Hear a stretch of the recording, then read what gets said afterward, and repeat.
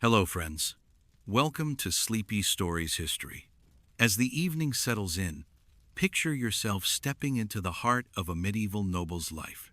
You find yourself standing before the grand stone manor of Lord William Thornbrook, a towering structure of age-old stone walls that seem to whisper the secrets of the past. The windows are narrow, the kind that filter the sunlight just enough to bathe the stone floors with a soft golden glow. Inside, opulence reigns. The furnishings of the manor are as grand as they are luxurious. Intricately woven tapestries hang from the walls, their colors deep and rich, while the wooden furniture is carved with delicate patterns that speak of old-world craftsmanship.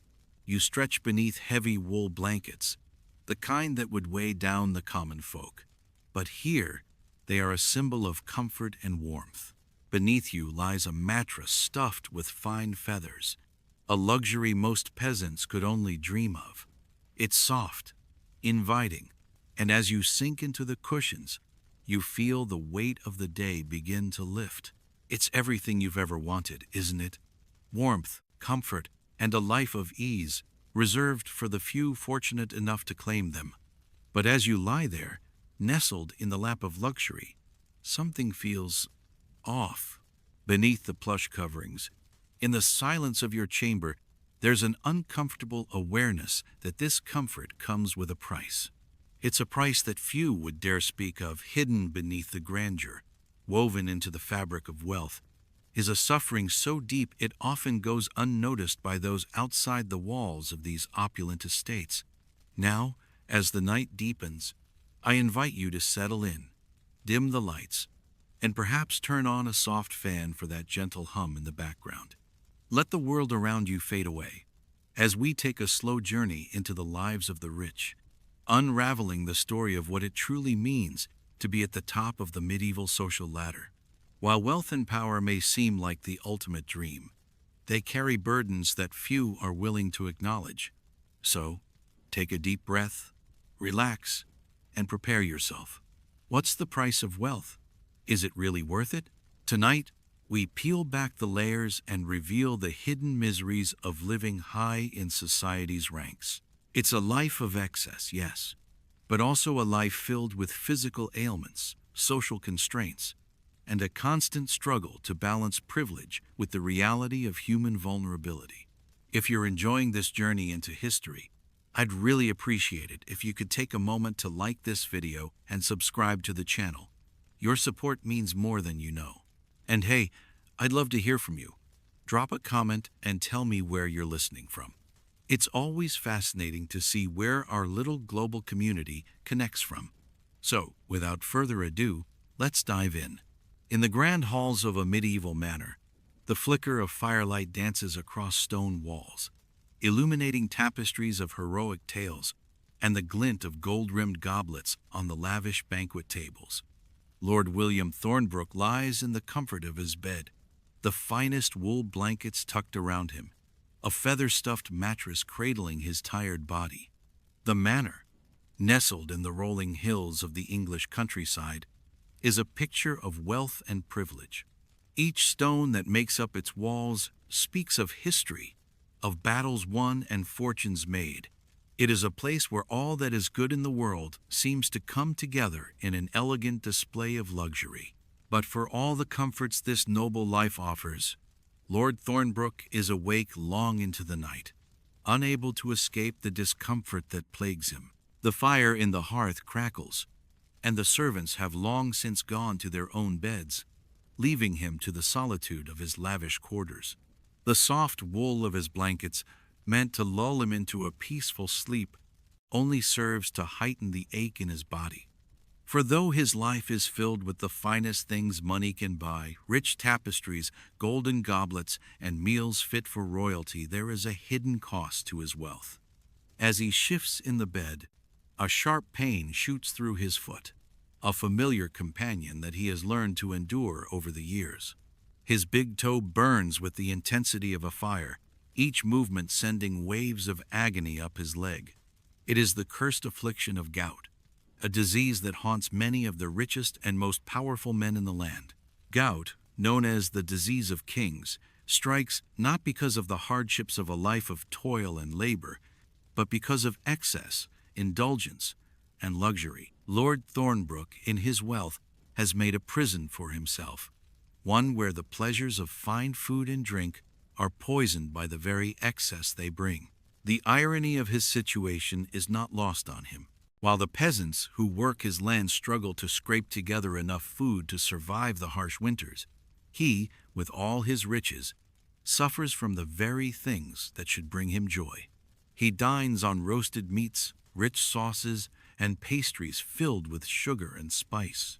His table groans with the finest delicacies, foods that the common folk could only dream of. Yet, as he lies there in pain, he begins to realize that it is not the lack of these luxuries that causes his suffering, but the indulgence in them. Every rich bite, every sip of wine, every morsel of food that once satisfied him, now serves as a reminder of his body's betrayal.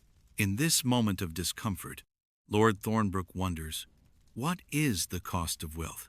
How could something so beautiful, so seemingly perfect, carry with it such a heavy burden?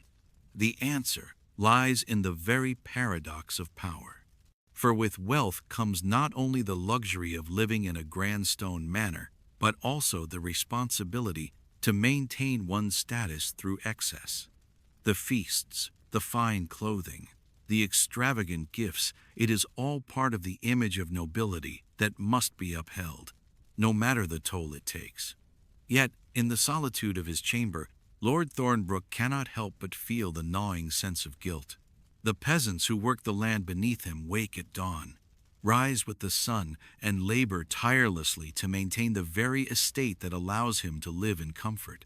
They eat simple fare bread, vegetables, perhaps a meager portion of meat, if they are lucky. Their bodies are hardened by the daily grind of their work, toughened by the elements and by scarcity. They are not plagued by gout, for their bodies are not afforded the luxury of excess. In contrast, Lord Thornbrook's own body, though filled with the finest food, is betraying him. His joints swell, his toes burn, and his once strong body is weakening under the strain of a lifestyle that has been built on indulgence. As the night stretches on and the pain in his foot flares up once again, Lord Thornbrook finds himself lost in thought. The lifestyle he has chosen, the life of a nobleman, is supposed to be one of ease and comfort, and yet, here he lies, in the very lap of luxury, suffering from the consequences of that very wealth. He thinks of the peasants, who wake early and sleep soundly after a long day's work. They may not have the fine clothes or the sumptuous meals, but they do not face the daily torment of gout. They do not pay the price for their survival with their health, as he does. They live in a world where survival is the goal, not indulgence. As Lord Thornbrook contemplates the contrast between his life and theirs, a quiet realization settles in. He may be the lord of this estate, the master of all he surveys, but in the end, his body is just as vulnerable as the body of a peasant. The excess he has come to rely on has not made him stronger, it has made him weaker. The comforts of his life have not made him immune to suffering.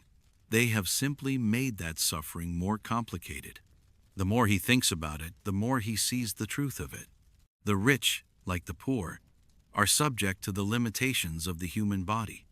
No matter how grand the manor or how rich the feast, no amount of wealth can shield a person from the consequences of excess. His wealth has given him access to the best physicians, the finest foods, and the most luxurious bedding, but it has not protected him from the pain of a body worn down by indulgence. It has not protected him from the suffering that comes with too much.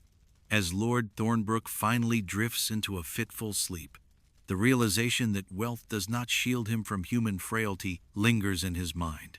The pain in his foot subsides, but the deeper ache remains.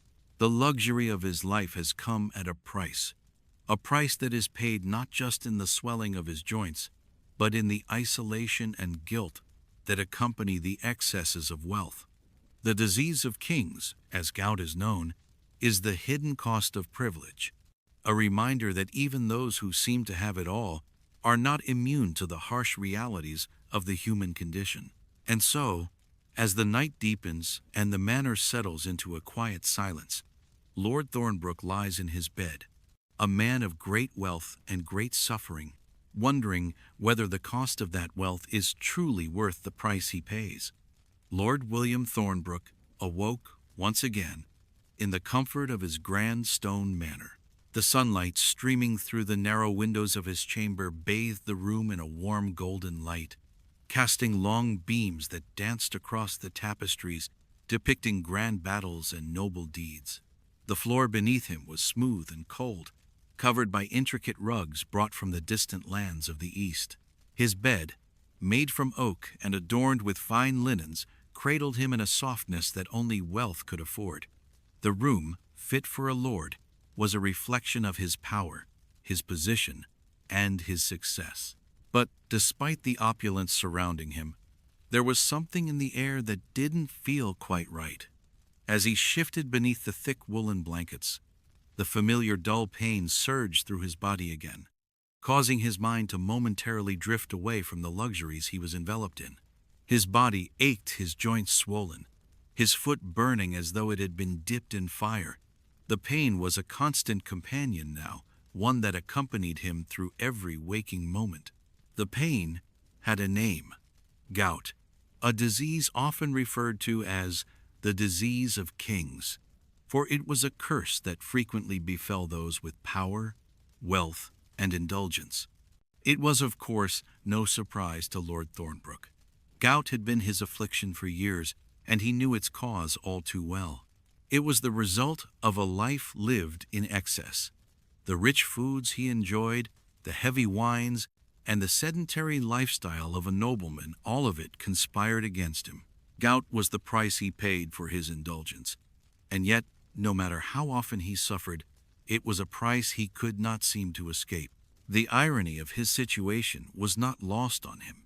For years, he had reveled in his position, surrounded by the finest things that money could buy. His halls were filled with gold-rimmed goblets, his tables laden with food that would make any peasant's mouth water. The finest meats, cheeses, and fruits from distant lands arrived at his doorstep. He lived a life of luxury, surrounded by servants who attended to his every need, and yet this very wealth, this very indulgence, was also the source of his pain. His wealth allowed him to eat the finest cuts of beef, game birds stuffed with rich fillings, and pastries filled with sweet cream and sugar. He washed it all down with wine from distant vineyards, the finest imported from Italy and France. There was always more than enough, more than any one man could ever consume. And yet he did. He ate and drank as if it were his birthright, as if it were a reward for his hard work and noble bloodline.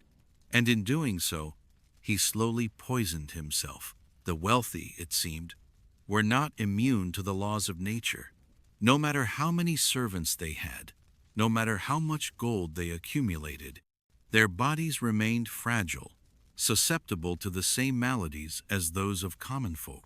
Lord Thornbrook, in all his grandeur, was no different. His wealth and status had afforded him comfort, yes, but it had also led him down a path of indulgence. He was cursed not by the lack of riches, but by the abundance of them.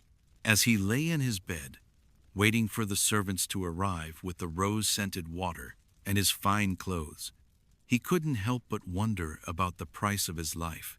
He had heard the whispers from the peasants, those who worked his lands, who toiled day and night in the fields, who could never afford to eat what he ate or drink what he drank. They lived a life of hardship, but they also lived a life of balance. They ate what they could grow, what they could afford, and their bodies had adapted to their work. They did not suffer from the same affliction he did. They did not suffer from the consequences of too much. Lord Thornbrook couldn't help but think that, in some ways, they were better off. Their bodies, though tired and worn from labor, were not poisoned by their own indulgence. They didn't suffer from the swelling of their joints or the searing pain of gout. They didn't have to face the guilt that came with their privilege. nor the isolation that came with their wealth. For while he had servants at his beck and call, surrounded by luxury at every turn, he felt a growing sense of isolation. The gulf between himself and the common folk was widening, and the more he indulged, the further away he felt from them. The life of excess that he had grown accustomed to was, in many ways, a prison. It was a prison built on fine tapestries and golden goblets, a prison where each lavish meal and extravagant feast only served to tighten the chains that bound him.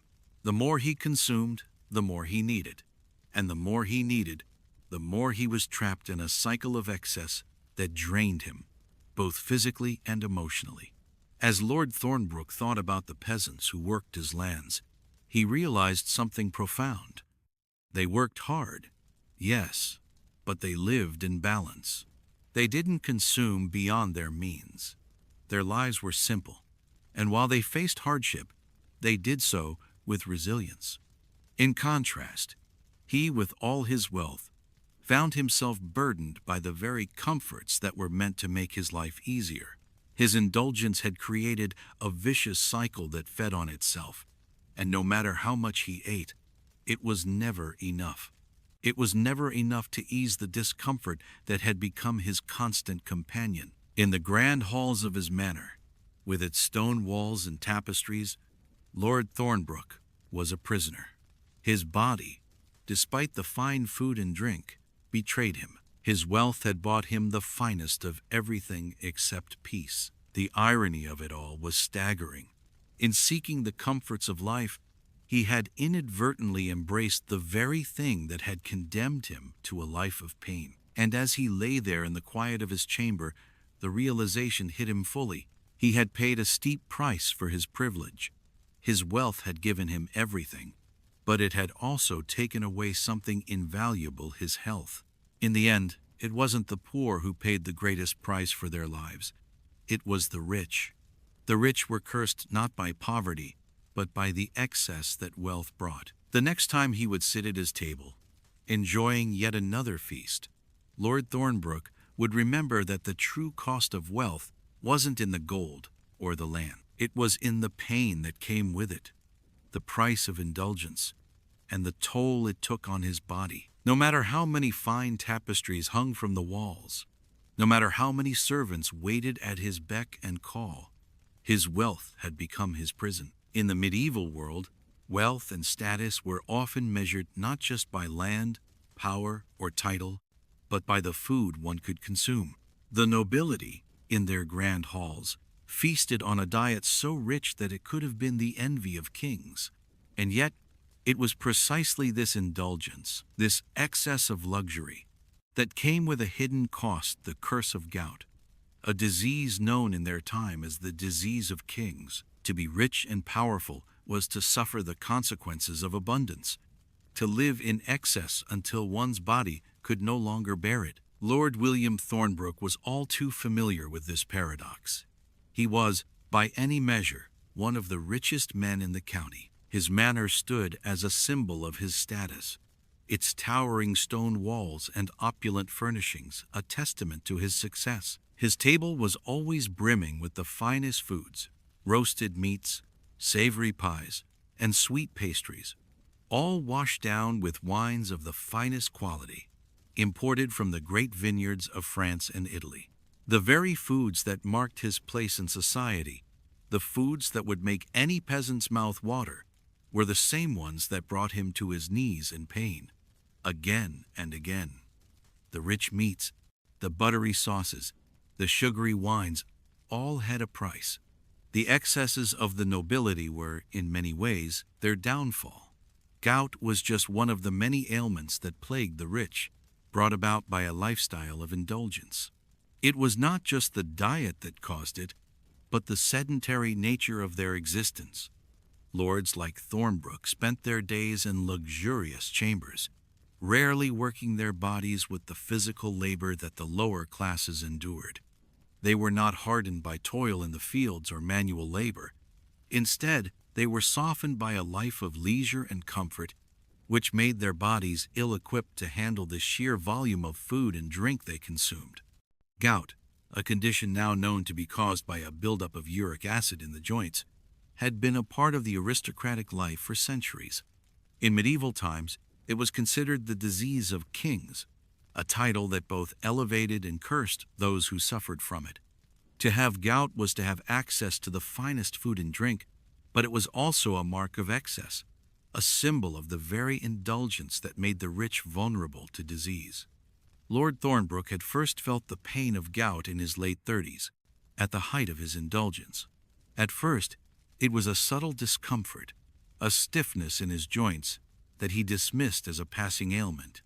But it soon escalated into a fiery pain that radiated from his foot, making every step a torturous experience. His big toe swelled up, reddened, and became so tender that the mere weight of a linen sheet on his foot was unbearable. The pain was unlike anything he had ever felt before, a searing fire that seemed to burn deep within his bones. Despite the pain, Lord Thornbrook had tried to ignore it at first. After all, he was a man of wealth and power, and such maladies were beneath his attention. He continued to enjoy his banquets, feasts, and wine, even though he knew deep down that it was these very indulgences that had led him to his suffering. The doctors and physicians who visited his manor were of little help. They offered various remedies, herbal concoctions, poultices, and even bloodletting, but none of them brought lasting relief. The gout always returned, sometimes worse than before. In time, Thornbrook grew accustomed to the pain. He learned to endure it, to carry on with his daily life despite the throbbing ache in his foot. The pain had become a part of him, a constant reminder of the price he had paid for his wealth and privilege. He could still manage to host feasts, oversee his estate, and enjoy the company of his fellow nobles. But the truth was that he was no longer the man he had once been. His body, once strong and agile, had become a prison of its own making. The rich food, the fine wines, the comforts of his life had turned against him, slowly destroying the very body that they were meant to pamper. Yet, in many ways, the nobility's suffering went unnoticed, or at least downplayed. They were the kings and queens of their domains, the rulers of vast estates, and their pain was often hidden behind the veneer of power and wealth. Gout, for instance, was rarely discussed openly. It was considered a private matter, one that could be treated with the best remedies money could buy, even if those remedies were often ineffective. Physicians, for all their training, had little understanding of the true causes of gout. They could offer temporary relief, but they could not cure the disease. The rich often ignored the deeper implications of their condition, choosing to focus on their status and reputation rather than on their physical health. For a lord like Thornbrook, to admit that his wealth and indulgence had led to such a debilitating condition would be to admit weakness. Nobles prided themselves on their ability to endure hardship, even if that hardship was self-inflicted. To show vulnerability was to show a lack of control, and that was a dangerous thing in a world where power was everything. But the truth could not be ignored forever. Gout, like many diseases of excess, would eventually take its toll. The swelling, the pain, the constant discomfort, these were the signs of a body that had been abused by a life of luxury. And yet, Lord Thornbrook, like many of his peers, refused to acknowledge the reality of his situation. He continued to indulge, continued to feast, continued to live the life he had always known, despite the pain that accompanied it. This, of course, was the cruel irony of the wealthy. They could afford the best physicians, the best treatments, and yet their wealth only served to exacerbate their problems. Their bodies, unable to process the richness of their diets, became prone to diseases like gout, which ravaged their joints and left them crippled. They could afford the finest wine, but the wine poisoned their systems. They could eat all the meat and sweets they desired, but their bodies could not handle the indulgence. Gout was not the only disease of excess. Obesity, heart disease, and other ailments related to poor dietary habits plagued the noble class throughout history. These diseases were often viewed as a mark of wealth, a sign that a person had the resources to indulge in whatever pleasures life had to offer. But as Lord Thornbrook and many others learned, these pleasures came with a heavy cost. What was once a symbol of prosperity soon became a curse, a reminder that no amount of wealth could shield a person from the consequences of living too indulgently. The irony of the disease of kings was not lost on Lord Thornbrook. His gout was a constant reminder of the excesses of his life, the very things that should have brought him joy and comfort, now causing him suffering. The rich food, the wine, the comforts of his noble status, they had all become part of his prison, and he was a prisoner to his own indulgence. The excess that had once been a source of pride now mocked him, reminding him that true power, true comfort, lay not in indulgence but in moderation. And so he lay in his grand chamber, surrounded by wealth, yet imprisoned by his own body, knowing that the price of excess was a pain he could not escape. In the end, gout was not just a physical ailment. It was a metaphor for the noble life itself. The rich were not immune to suffering. Their suffering was simply different, more insidious. The pain that came with excess was invisible to the outside world, hidden behind the lavish tapestries and grand feasts, but it was there, quietly crippling those who had it all. And as Lord Thornbrook lay in his bed, his foot throbbing with the familiar, fiery pain, he realized that his wealth, for all its glory, had become his greatest affliction. The grand stone manor of Lord William Thornbrook stood as a monumental testament to the wealth he had acquired, a fortress nestled within the English countryside, surrounded by rolling fields and the labor of countless peasants. Its towering walls, arched windows, and sprawling gardens spoke of a life filled with abundance, luxury, and endless privileges. Yet beneath the gilded veneer of wealth and power, there was a hidden and often overlooked affliction, the profound isolation that came with privilege.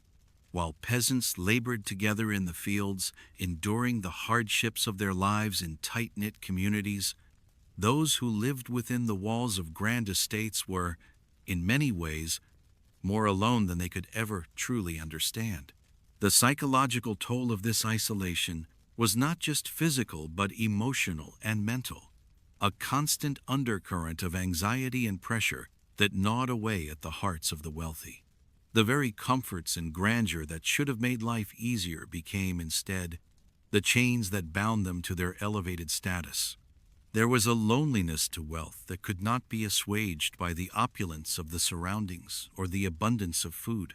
In the great halls of the manor, where tapestries hung thick upon the walls and the fire in the hearth never seemed to die, loneliness crept silently through the corridors, a shadow that followed every step of the lord and his family. Lord Thornbrook, as a nobleman, was expected to uphold the image of power, prosperity, and invulnerability. Every movement, every word, every decision was subject to the scrutiny of not only his peers but his entire household. The weight of maintaining appearances was constant, and it wore on the mind. For the peasants, there was little room for pretense. Their lives were lived out in the open, shaped by the seasons, the soil, and the work of their hands.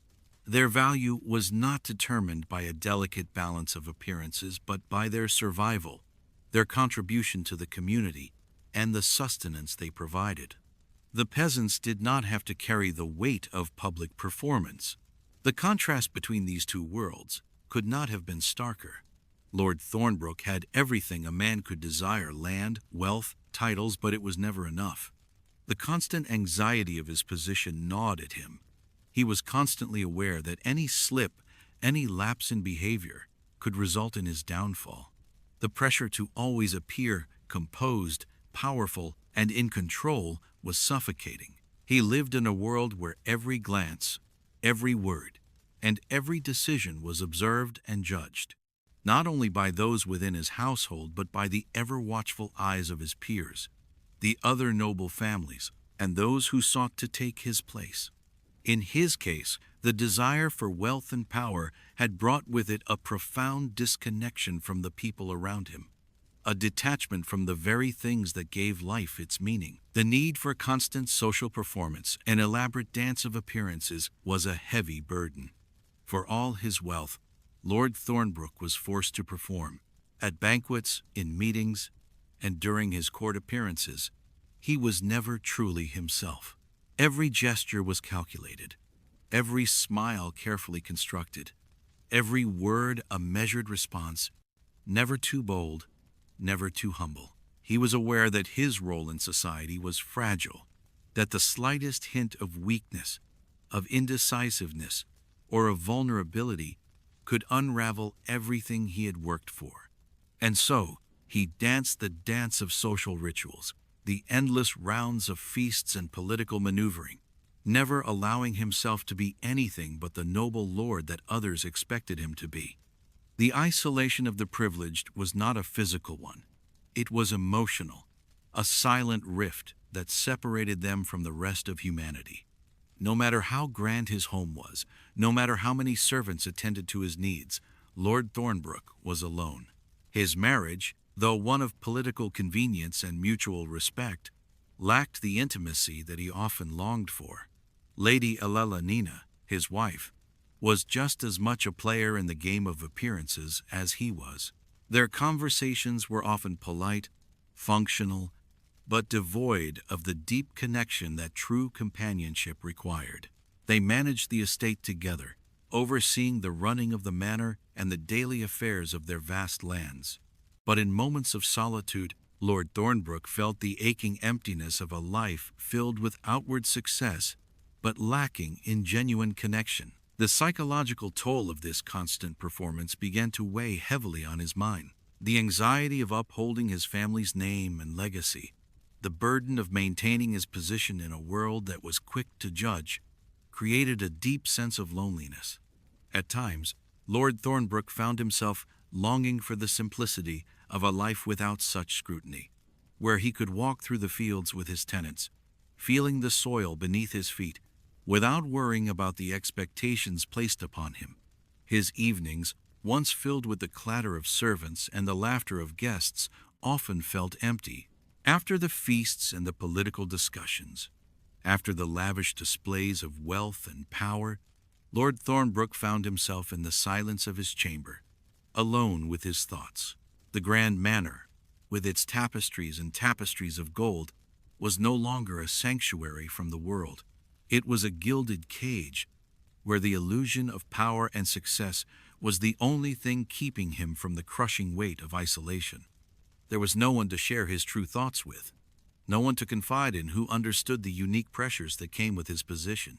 While the peasants in the fields had their community, their families, and their neighbors to share their hardships with, Lord Thornbrook had only the cold stone walls of his manor to keep him company. It was a different kind of solitude, one that was born of privilege and wealth, and yet it was every bit as oppressive as the poverty that those beneath him endured. He was isolated not by his lack of wealth, but by the very wealth that had separated him from the rest of humanity. As the night grew colder and the fire in the hearth burned lower, Thornbrook sat alone, staring into the flames, wondering if the price of wealth had been too high. He could hear the distant sounds of his servants in the hall below, the murmurs of the household as they prepared for the next day. But it all felt so distant, so far removed from the life he once knew. He had everything anyone could wish for: land, riches, influence, but in that moment, it seemed like nothing more than a heavy burden, one that separated him from the very people he had once known, the very life he had once lived. The irony of it all was that the more wealth and status he accumulated, the further he drifted from the very things that made life worth living.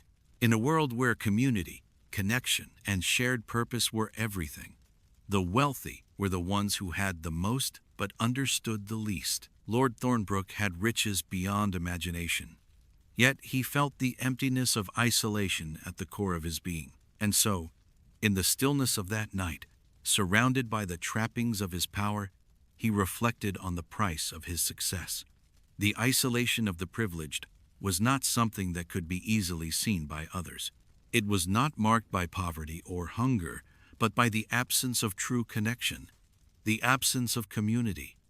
The rich had all they could ever want, but they paid for it with their solitude, their endless anxiety, and their inability to truly live, to truly be part of the world around them. In the grand halls of his manor, Lord Thornbrook realized that the price of wealth, the curse of his position, was not just the pain in his joints or the weight of his responsibilities. It was the isolation that came with it, a separation from the real world, a barrier that kept him from the very people whose lives he shaped. And as the night drew on, he knew that no amount of wealth could ever fill the void that this isolation had created. The high walls of a noble's castle, towering and seemingly impenetrable, served as both a symbol of power and a physical barrier between the privileged few and the chaos of the outside world. Inside these strongholds, lords and ladies enjoyed luxuries unknown to peasants. Sprawling chambers furnished with tapestries and fine linens, banquets fit for royalty, and servants at their beck and call. For many, these fortresses were safe havens, designed to protect their wealth, their lives, and their legacy. Yet beneath the thick stone walls and the opulence of noble life lay a different kind of vulnerability, one that was not physical but psychological.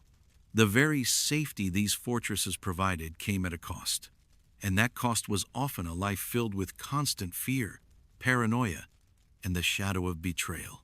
Lord William Thornbrook, seated at his grand table in the heart of his stone manor, was well aware of the dual nature of his safety. His castle, perched atop a hill with a sweeping view of his lands, was an impregnable fortress to the common eye. The thick walls, the fortified gates, the archers posted on the ramparts, each served to secure his position as one of the most powerful men in the county. Yet as he looked out from his window at the peaceful, sun-dappled landscape, he could not escape the unsettling reality that this very safety came at an unrelenting psychological toll. The closer you were to the throne, the more dangerous the world became. As a noble, Thornbrook's life was a constant balancing act between maintaining his power and protecting his reputation, a reputation that could be destroyed by a single betrayal or misstep. The political games within his court were fierce and unrelenting, even as he sat in his lavish chamber, surrounded by wealth and comfort. He was acutely aware that his safety was only ever as strong as the alliances he had built and the loyalties he could maintain. In truth, every gesture, every conversation, and every decision was subject to scrutiny, and betrayal often came not from the outside, but from those within his own inner circle. In the medieval world, the concept of safety was not simply about defending against physical threats. It was about safeguarding one's position in a world that was constantly shifting beneath your feet. Lords like Thornbrook spent their days navigating a complex web of alliances, personal grudges, and political maneuvering. Betrayal within the court was not uncommon, and for every loyal subject or trusted servant, there was another who sought to gain power by any means necessary. The noble's life was often a chess game where allies could quickly become enemies, and a friendly conversation at dinner could be a carefully disguised attempt to manipulate and control. At the heart of this paradox was the constant tension between wealth and the fear of losing it. While the nobles lived in grand homes, surrounded by material comforts that the common folk could never dream of, their existence was defined by an ever-present anxiety that their riches could be stolen, their estates seized, and their power usurped. Thornbrook himself had experienced the precariousness of his position firsthand. Though he had built a vast estate and amassed considerable wealth, he knew all too well that one poorly chosen ally, one bad decision, could bring everything crashing down. The pursuit of power and status in medieval society was a high-stakes gamble, and the consequences of failure were often swift and brutal. The psychological toll of this constant fear and paranoia was immense. Every evening, when Thornbrook retired to his private chambers, the walls of his castle, which had once felt so reassuringly protective, seemed to close in on him. What had once been a symbol of safety now felt like a gilded cage. The fortress that shielded him from the outside world also isolated him from the very people he governed. Even his family, who should have been a source of comfort, were not immune to the dangers of court politics. His wife, Lady Elelanena, though a competent and trusted partner, could never fully understand the level of anxiety he faced daily. His children, though cherished and well-educated, were never free from the political calculations that came with their birthright. Betrayal within the court was often a slow, insidious process. Lords and ladies did not have to openly challenge one another to destroy a rival. A carefully placed whisper in the right ear, a seemingly innocent remark made to a trusted servant, could begin the slow unraveling of an alliance. Thornbrook had seen it happen to others before, how friendships and alliances could shift like the wind, turning from trust to suspicion in a matter of days. This created a constant undercurrent of distrust, and as Thornbrook sat in his chamber, his mind often wandered to the faces of those he had once considered loyal. Were they still, or were they quietly plotting his downfall? Thornbrook had learned to never take the loyalty of his servants, his knights, or even his closest allies for granted. His head servant, Thomas, was always near, attending to his every need. But even Thomas had once been a young man of humble origins, untested by the complex and dangerous world of the nobility. Trusting someone was a delicate balance, one that could quickly tip into dangerous waters if Thornbrook made the wrong choice. He had witnessed, time and time again, how even the most trusted men could turn, seeking their own interests at the expense of their lord. In fact, it was not unusual for nobles to suffer in silence, as Thornbrook did, masking their anxiety behind the public face of authority and power. The constant need to maintain appearances and project strength often led to the most severe emotional tolls. To show vulnerability, to admit fear or anxiety, was seen as weakness, a weakness that could be exploited by rivals or used against you in political games. Thus, those in power often carried their burdens alone, without an outlet for their frustrations or fears. Thornbrook had no one he could confide in. The few confidants he had were, in fact, people he trusted less and less. Even his physician, Master Gilbert, a man of great skill, had been known to whisper about the Lord's condition in exchange for favors or more lucrative clients. The constant pressure to maintain appearances also led to a state of heightened alertness. Thornbrook could never truly relax. Every event, every gathering, every feast was an opportunity for a rival to gain the upper hand, to sow discord, or to plant seeds of doubt in the minds of the court. Even the smallest misstep, an unguarded comment, a careless glance could lead to political ruin. To be a noble was to be constantly on guard, watching the faces around you, calculating the possible outcomes of every interaction. For the wealthy, there was no such thing as true peace of mind, not when power and wealth were in constant flux. And then there were the more direct threats. It was not uncommon for nobles to face attempts on their lives, whether through assassination or poison. These threats were never overt but were always present in the shadows. A servant might slip something into a noble's drink. A trusted advisor might turn on them in the night. These risks were the price of wealth, the constant cost of security. Nobles surrounded themselves with bodyguards and spies, creating layers of protection that, ironically, only served to isolate them further from the people they ruled. They might have the finest clothing, the best food, and the most extravagant homes, but they also lived with the constant anxiety that at any moment the life they had built could be torn apart. And so, for all the wealth, power, and luxury that came with being a noble, there was the inescapable paradox of safety and danger. The thick stone walls, designed to protect, also imprisoned. The wealth, designed to provide comfort, also provoked anxiety. Thornbrook, like many of his peers, had come to understand this truth. The greater the wealth, the greater the burden.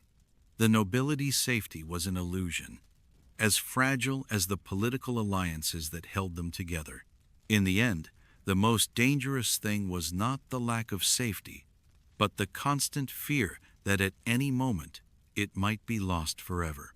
As the night settled in, and the winds howled against the castle's stone walls, Thornbrook lay awake in his bed, his mind racing through a dozen possible scenarios, each one more paranoid than the last.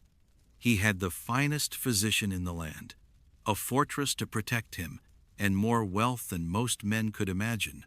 Yet his heart still beat with the fear of betrayal, the fear of losing everything he had worked for.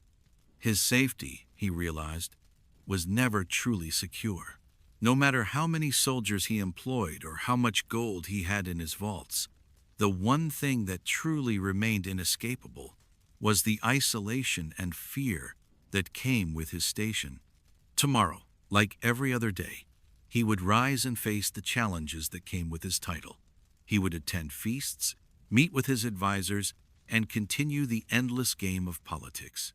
But in the back of his mind, the question always lingered. How long could this fragile peace last? How long could he maintain the illusion of safety before it all came crashing down? As sleep slowly claimed him, the weight of his thoughts pressed against his chest. Even in his wealth, even in his security, he knew that his life was far more precarious than anyone could imagine. And that, in the end, was the real danger of being a noble in medieval times. Not the visible threats, but the invisible ones. The constant anxiety, the fear of betrayal that always lingered just out of sight. In the medieval world, life for the noble was defined by luxury, authority, and status. Lords, ladies, and knights lived in large, comfortable homes, vast manors, or fortified castles that were often adorned with lavish furnishings and decorations. Their lives were far removed from the gritty, hard work that characterized the existence of the peasantry. While peasants toiled from dawn to dusk, working the land, caring for animals, and engaging in a range of physical tasks that demanded strength and endurance, the noble class was expected to oversee these tasks, not perform them. At first glance, it seemed that this division of labor was a natural one. The nobility were the leaders, the landowners, and the rulers. The peasants were the workers, their labor the foundation upon which the wealth of the upper classes was built. Nobles had the privilege of leisure, and their responsibilities lay more in matters of governance, politics, and social status, rather than in the physical labor that kept their lands running. Yet, beneath this image of privileged indulgence, there lay a harsh reality. The absence of physical labor from noble life came with consequences that were often reflected in their health and well-being. Unlike peasants, whose lives were intimately tied to the land they worked, the nobility's existence was largely sedentary. Nobles spent their days managing estates, attending feasts, and engaging in social and political affairs, but their tasks did not require the same physical exertion as those of the laboring classes. Even the noble knights, who were trained in combat and expected to protect their lands, spent far more time in jousts or tournaments than in real physical labor. The result? A lifestyle that, while rich in comforts, was woefully lacking in physical exertion. This lack of physical activity had serious long-term effects on the body. First and foremost, it led to the health problems associated with the sedentary lifestyle problems that were often the result of overindulgence, a luxury not afforded to the working classes. Obesity was perhaps the most obvious and common affliction of the nobility. Without the physical labor that peasants performed daily, the noble body grew soft, bloated by a diet that was heavy in rich meats, fine wines, and indulgent sweets. While peasants might struggle with hunger or malnutrition, nobles found themselves suffering from the consequences of excess. a fate far less apparent but no less devastating.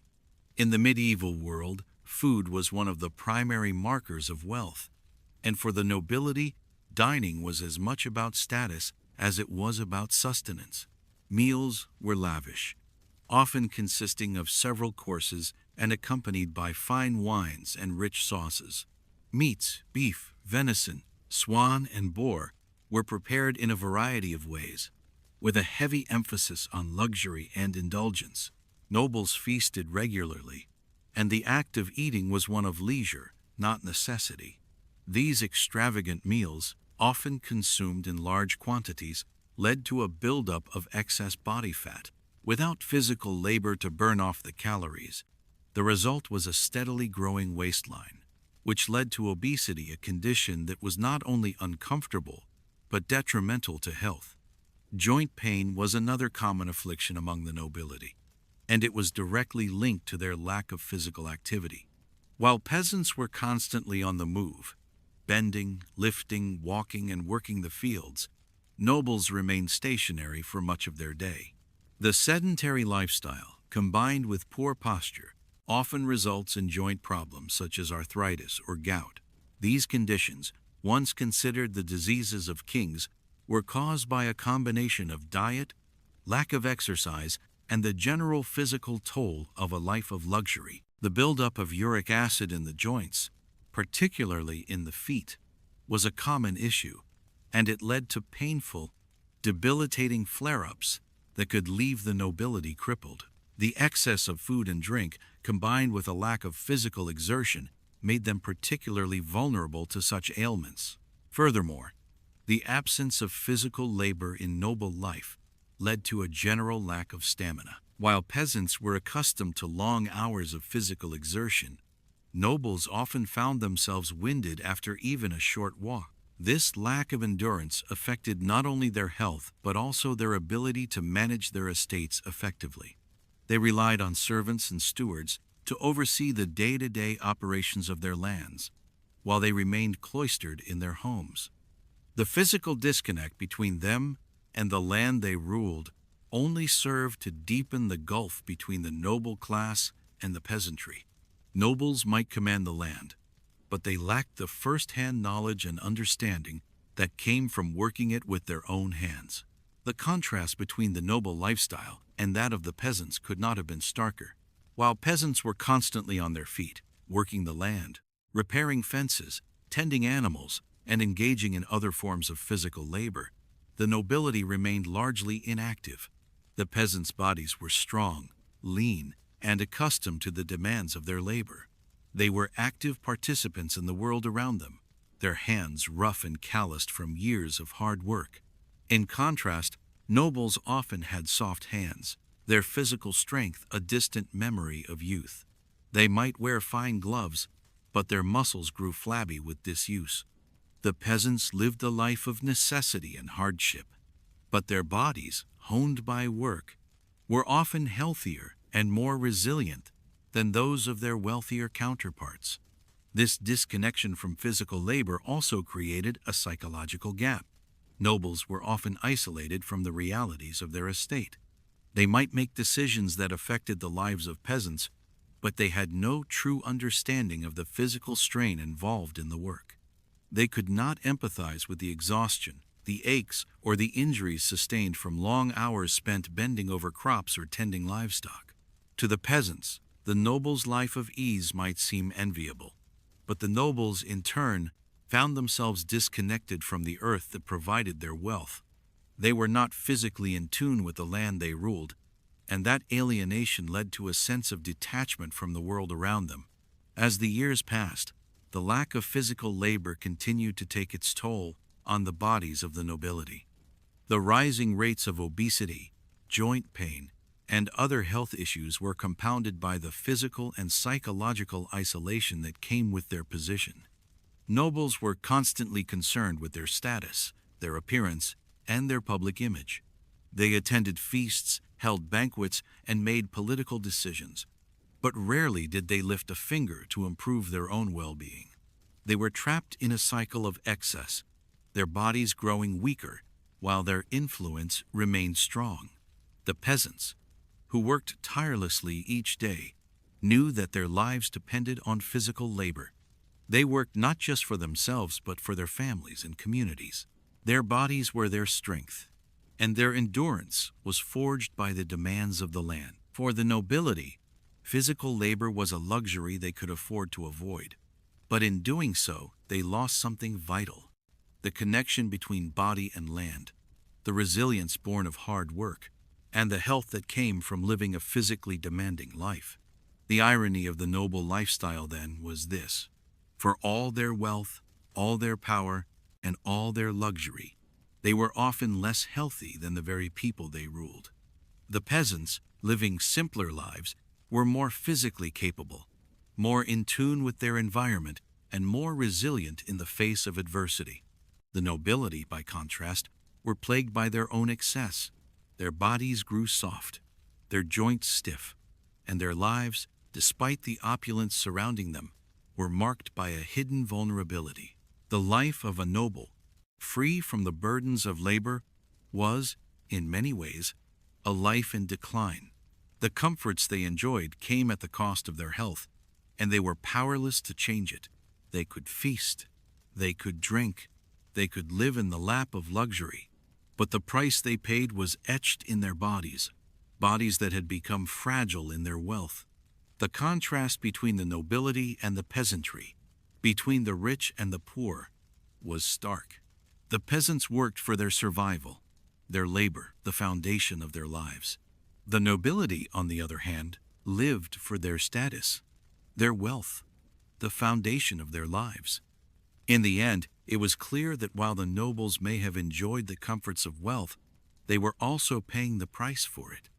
Their bodies, weakened by indulgence and inactivity, would eventually betray them. They might live in grand castles, feast on rich foods, and drink the finest wines, but their physical decline was inevitable. It was a price they could never avoid, and one that the peasants, for all their hardship, would never have to pay. At the pinnacle of medieval society, the nobility stood as the epitome of wealth, power, and influence. Their grand manors or castles, adorned with fine tapestries, glittering chandeliers, and luxurious furniture, served as a physical testament to their high status. These noble families had achieved a level of affluence that allowed them to live lives of indulgence, far removed from the struggles of the common folk. Yet, despite all the comforts and luxuries that accompanied their elevated position, the lives of these noblemen and women were far from the carefree existence one might imagine. Instead, they were weighed down by a complex and exhausting set of expectations, pressures that not only defined their social roles but also shaped their mental health, personal relationships, and overall well-being. The medieval nobility was constantly under the scrutiny of their peers and subjects, and every aspect of their lives was a display of their station. Wealth, refinement, and power had to be demonstrated at all times, whether in the way they dressed, the food they ate, or the social gatherings they hosted. These expectations were not just superficial markers of status, they were a fundamental part of their identity. Nobles were expected to uphold a certain image, to project an aura of authority and success, even when it came at the expense of their personal happiness or well-being. The most obvious expression of these expectations was the lavish feasts that were a staple of noble life. The grand halls of castles and manor houses were often filled with the sounds of laughter, music, and clinking goblets as nobles gathered to partake in extravagant meals.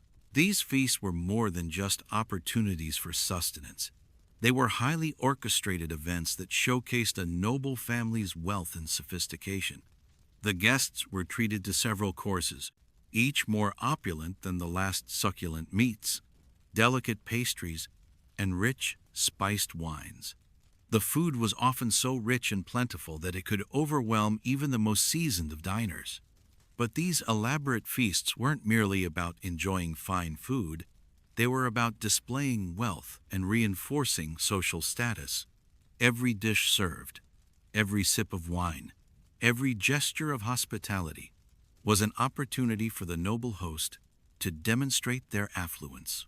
The guests at the table, many of whom were other members of the nobility, would judge the host not only by the quality of the food but by the grandeur of the event itself. A feast held at a noble house was expected to be nothing short of spectacular. Anything less would be seen as a failure, a sign that the host was losing their place in the intricate web of medieval society. Alongside the feasts, nobles were expected to wear clothing that reflected their high status. Garments were often richly embroidered with intricate patterns and adorned with expensive materials such as silk, velvet, and fine wool. Clothing was a visual marker of rank, with colors and fabrics reserved for those of the highest stations. Purple, for instance, was a color reserved for royalty and the wealthiest of nobles, while gold and silver threads were symbols of wealth and prestige. The act of dressing for court, for feasts, or for social gatherings was not a simple matter of personal preference.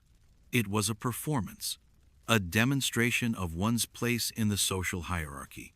For noble women, the pressure to conform to these standards of dress was particularly intense. Their clothing not only had to reflect their wealth but also their femininity, virtue, and refinement.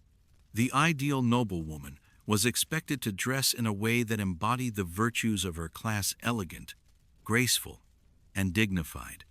Yet beneath this ideal was a constant pressure to remain fashionable, and fashionable according to the changing whims of the court and society at large.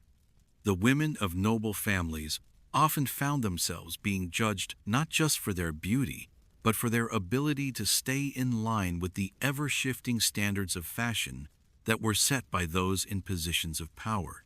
This pressure to demonstrate wealth, power, and refinement extended far beyond feasts and clothing. Socializing, or the act of maintaining and cultivating relationships with other nobles, was an essential part of noble life. The importance of maintaining strong ties with others in the same social class, and even those in the higher echelons of society, could not be overstated.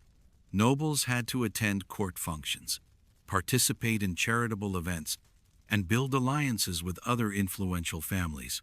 This was not merely a matter of personal connection, but of survival within a political system that was built on complex social networks. The nobility's very identity was inextricably linked to these networks of relationships. To be seen as isolated or disconnected from the broader world of nobles was to risk losing one's relevance or influence. This constant socializing, while essential to maintaining one's status, often took a toll on the mental health of the nobles involved. It created a cycle of anxiety and pressure that never seemed to end. The constant need to be on, to appear gracious, generous, and benevolent, drained their emotional reserves. The act of hosting a feast, carefully selecting the right guests, and making sure every detail was perfect, could be emotionally exhausting. The fear of failure, of not living up to the expectations of their peers, weighed heavily on their minds, and even when they succeeded, there was the ever-present knowledge that the next event, the next performance, would soon be upon them. This constant need to perform and demonstrate wealth also led to a sense of isolation for many nobles. Beneath the elaborate dinners and grandiose displays of wealth, there was an undercurrent of loneliness. Nobles, despite their wealth and the throngs of people they interacted with, often found themselves without genuine connections. The relationships they maintained were transactional, based on political alliances and social status rather than true friendship or affection. The social world they inhabited, despite its surface charm, was a world where appearances were everything. It was a world that valued status above all else, and within this system, there was little room for personal authenticity. In many ways, this social performance took a greater toll on the mental health of the nobility than the physical ailments that so often accompanied their lifestyle. The constant pressure to conform to societal expectations, to maintain the illusion of perfection, left little room for personal growth or introspection. The noble class, for all its wealth and influence, was trapped in a cycle of image management that was not easily escaped. Those who couldn't keep up with the demands of their rank faced the harsh consequences of losing favor or power, and those who could maintain the illusion of greatness often did so at the cost of their own happiness and well-being. Beneath the lavish feasts, the fine clothing, and the intricate social rituals, there lay a profound sense of dissatisfaction. Nobles, despite their outward abundance, were often inwardly hollow, their lives marked by an emptiness that was never fully addressed. The pressure to perform, to maintain a facade of perfection, stripped away their ability to live authentically. They were not allowed to rest, to relax, or to live life on their own terms. Every action, every word, every social interaction had to be carefully calculated to reflect their status. The weight of expectations on the medieval noble was immense, and it was a weight that could not easily be shed. While peasants worked tirelessly to survive, often with little regard for their outward appearance, the nobility's struggle was of a different nature. It was not a struggle for survival, but for the preservation of an image, a carefully constructed image that had to be upheld at all costs. Yet, despite all the wealth, the status, and the power, the nobility were not immune to the pressures that come with living in the public eye. In the end, the very things that were meant to make their lives easier, the fine feasts, the extravagant clothing, the social networks, became the chains that bound them. And so, the nobles continued their existence, weighed down by the relentless pressure to be something they were not, a pressure that, despite all their wealth, could not be avoided. In the medieval era, wealth and power often went hand in hand with discomfort, and nowhere was this paradox more evident than in the luxurious beds and linens of the nobility. At first glance, a noble's bed, laden with plush, feather-stuffed mattresses and fine linens, would seem to represent the epitome of comfort. These beds were large, ornately carved, and covered in the finest fabrics. Their thick blankets were made of the richest wool or velvet, and their pillows, filled with down feathers, promised restful sleep for anyone fortunate enough to lie upon them. Yet, beneath the surface of this so-called luxury, a deeper discomfort lay hidden, one that was frequently ignored, even as it plagued the rich and powerful of medieval society. The reality of these supposedly luxurious sleeping arrangements was far from the idealized notion of a restful night's sleep. While a noble might enjoy a soft, well-stuffed mattress, the very nature of medieval life, with its lack of proper sanitation and rampant infestations, ensured that these beds were not the peaceful havens they appeared to be. These plush mattresses, often made from layers of straw, wool, or feathers, were a breeding ground for pests. Fleas, lice, and bedbugs thrived in the warm, dark environments of these beds, finding shelter and sustenance in the linens and in the skin of the nobles themselves. The discomfort caused by these pests was not a rare occurrence but a constant problem for the wealthy. Despite the lavishness of their bedchambers, nobles were often kept awake at night by the incessant itching and discomfort caused by bites. The rich may have slept on feather-stuffed pillows, but they were just as vulnerable to infestation as the poorest peasant sleeping on a straw mat. In fact, the larger the bed, the greater the likelihood that it would harbor pests in the folds of its heavy bedding. Lice would crawl through the thick fabrics, making their way into the hair and onto the skin, while fleas would leap from the woolen blankets and find refuge in the cracks between the mattress and the bed frame. Bedbugs, attracted by the warmth of their sleeping bodies, would nest in the dark corners of the bed, often unnoticed until their presence became impossible to ignore. While a nobleman might have the luxury of a large, warm bed, it came with a heavy price: constant discomfort. Sleep was never truly restful, and the pain from itchy bites, discomfort from the heat, and the occasional sight of a crawling bug on the pillow was a constant reminder that the nobility were not exempt from the difficulties of life. Even in the plush surroundings of a grand manor, a noble's nights could be full of frustration and suffering. What was meant to be the most restful part of the day became just another burden in a life already fraught with expectation and responsibility. In addition to these physical discomforts, nobles who were bedridden with illness were expected to continue attending to their duties. Despite their suffering, they could not afford the luxury of rest that might seem natural to someone in a less demanding position. While a commoner might be able to rest at home, recuperating from illness without the pressures of maintaining social appearances, a noble was often expected to attend to matters of governance, diplomacy, and estate management even while sick. The idea of a noble withdrawing entirely from their responsibilities was considered unacceptable, as it could imply weakness, lack of control, or neglect of duties. It was not uncommon for sick or injured nobles to lie in their luxurious beds, racked with fever, pain, or exhaustion, yet still being summoned to meetings, expected to make decisions, or even to attend important social functions. The pressure to perform their duties, regardless of their physical condition, was immense. They might lie in bed, unable to move without pain, yet still have to meet with advisors, review correspondence, or sign documents. No amount of luxury could cushion them from this expectation.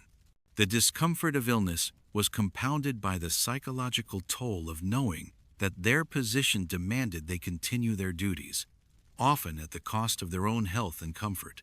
In some ways, this relentless pressure to remain active and present, even when suffering, only amplified the discomfort that came with the supposed luxury of wealth.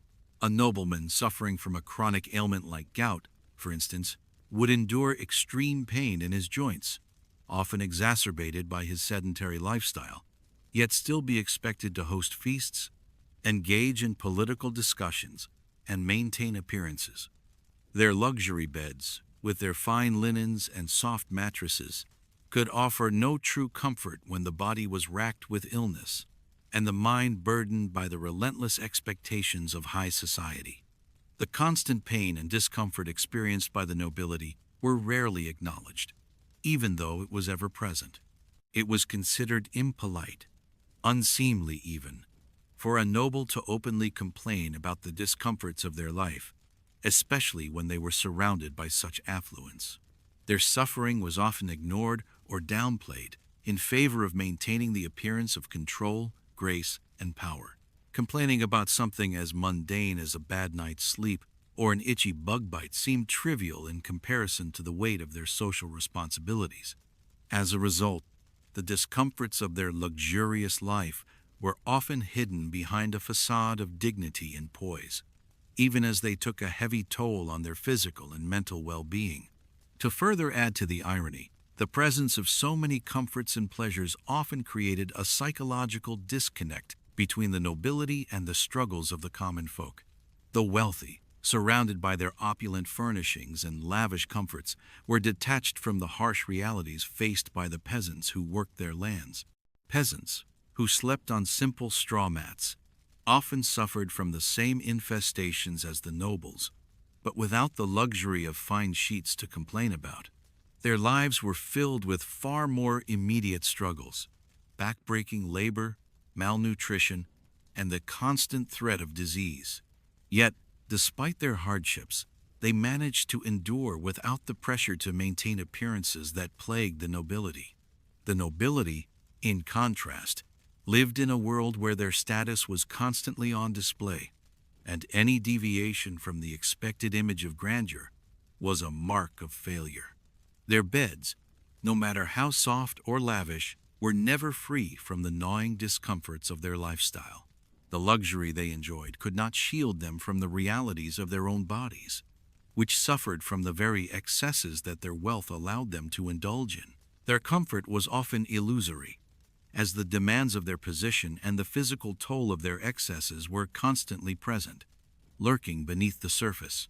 This paradox of comfort and discomfort, luxury and suffering, is what defined the lives of many medieval nobles. Their beds, their feasts, and their fine clothing were all symbols of their social status, but they were also reminders of the price that had to be paid for that status. No matter how grand their surroundings, no matter how lavish their lives appeared, the true cost of nobility lay in the physical and mental toll it exacted on those who were bound to its expectations. In the end, the noble life, for all its apparent luxury, was marked by a constant tension between the outward displays of power and the internal struggles of maintaining that. The comforts of wealth were not enough to protect them from the pain of their own bodies, the pressure of their social obligations, or the ever-present reminders of the price that had to be paid for their station in life. Even in the comfort of their plush beds, the rich could never truly escape the discomforts that came with their position. The medieval nobility may have lived in luxury by the standards of their time, but that luxury was not without its hidden costs.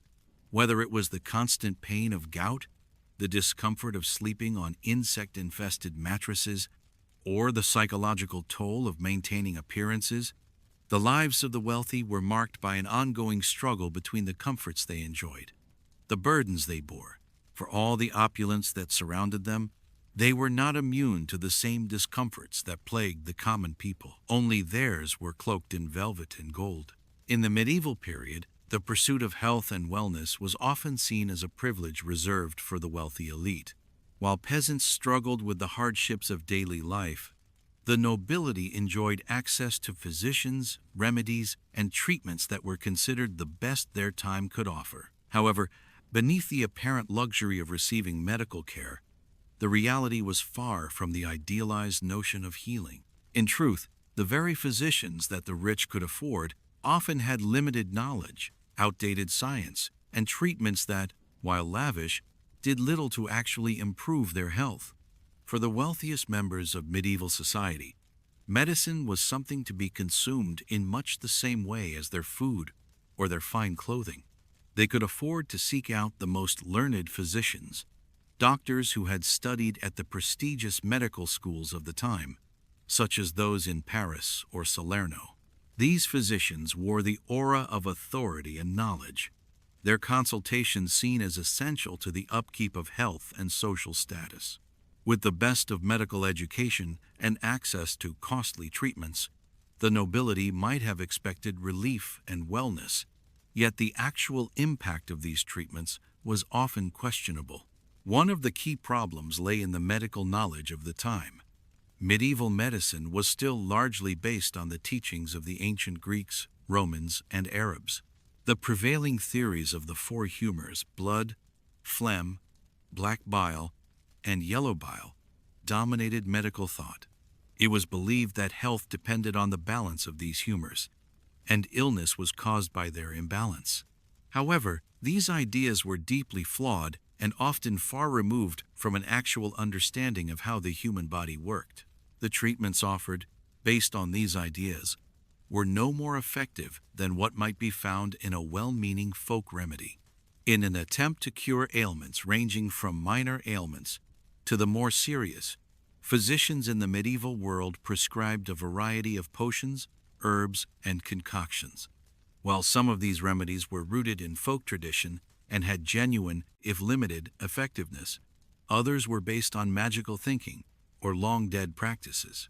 The wealthy, seeking to protect their health, eagerly paid for such remedies, believing in their power to heal. Herbal remedies were particularly popular, with nobles often turning to a wide range of plants and concoctions that promised cures for everything from headaches to life-threatening illnesses. These herbal mixtures might contain plants like willow bark, known for its mild pain-relieving properties, or nettles, believed to cleanse the blood. Yet, despite the lavish appearance of these treatments, their effectiveness was often unproven, and some of the herbs used were not only ineffective but also dangerous when misused. For instance, plants such as mandrake or henbane, used for their supposed medicinal properties, contained toxins that could lead to poisoning if taken in large doses. Another key aspect of medieval medicine for the rich was the practice of using potions and tinctures. These were often derived from rare herbs and spices brought from distant lands.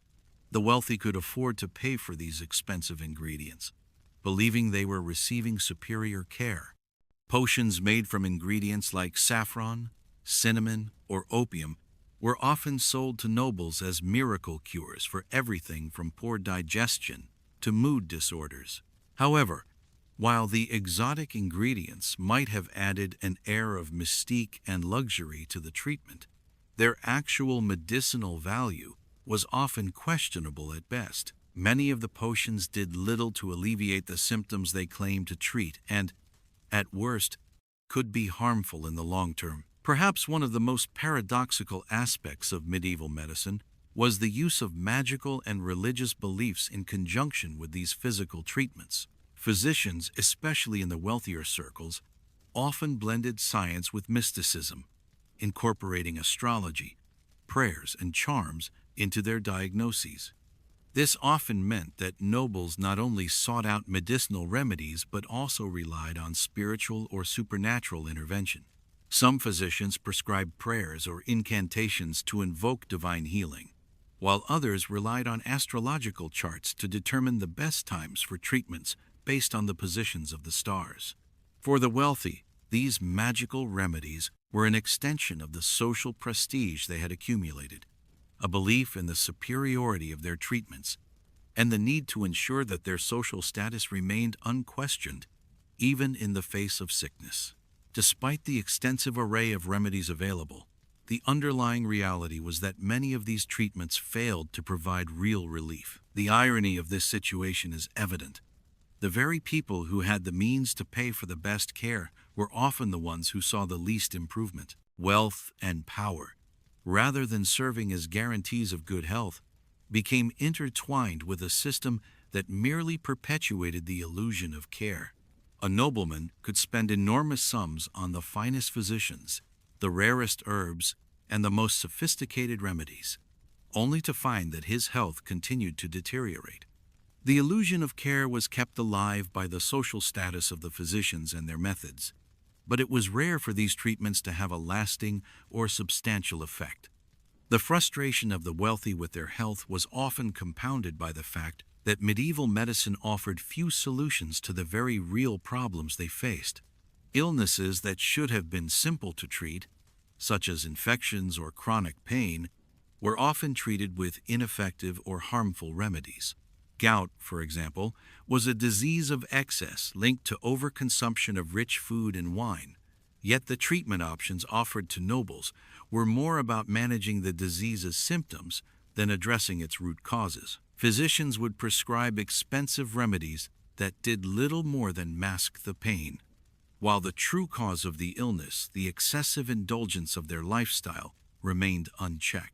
The rich, accustomed to using wealth to solve their problems, found themselves at the mercy of a medical system that, despite its best intentions, was often unable to provide real solutions. They could afford the finest physicians, but those physicians were often working within the confines of outdated knowledge, and their treatments were frequently ineffective or even harmful. The irony of the situation was that the more wealth and resources a noble had, the more likely they were to fall into the trap of relying on ineffective or even dangerous remedies, simply because they had access to them. For the wealthy, the pursuit of health became yet another performance of status, an external display of refinement and control. Nobles would often seek out the best physicians, not because they were genuinely effective, but because their status as the best made them a symbol of social distinction. The more luxurious the treatment, the more it reflected the wealth and power of the noble who could afford it. And so the cycle continued. The rich paid for care, but the care provided often made little difference to their health. The very system designed to help them remained flawed, leaving them trapped in a cycle of disease, dependence, and disappointment. In the end, the experience of medieval medicine for the rich was a tragic irony. The very people who had the most access to care were often the ones who received the least effective treatments.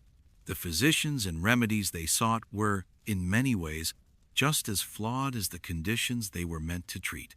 The true cost of medieval wealth was not only the physical suffering that came with indulgence, but also the psychological toll of placing one's health in the hands of a system. Despite its best efforts, it could not deliver on its promises.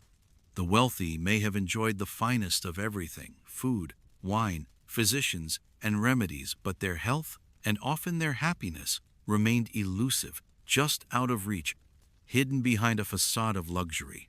In the medieval period, wealth was both a gift and a burden.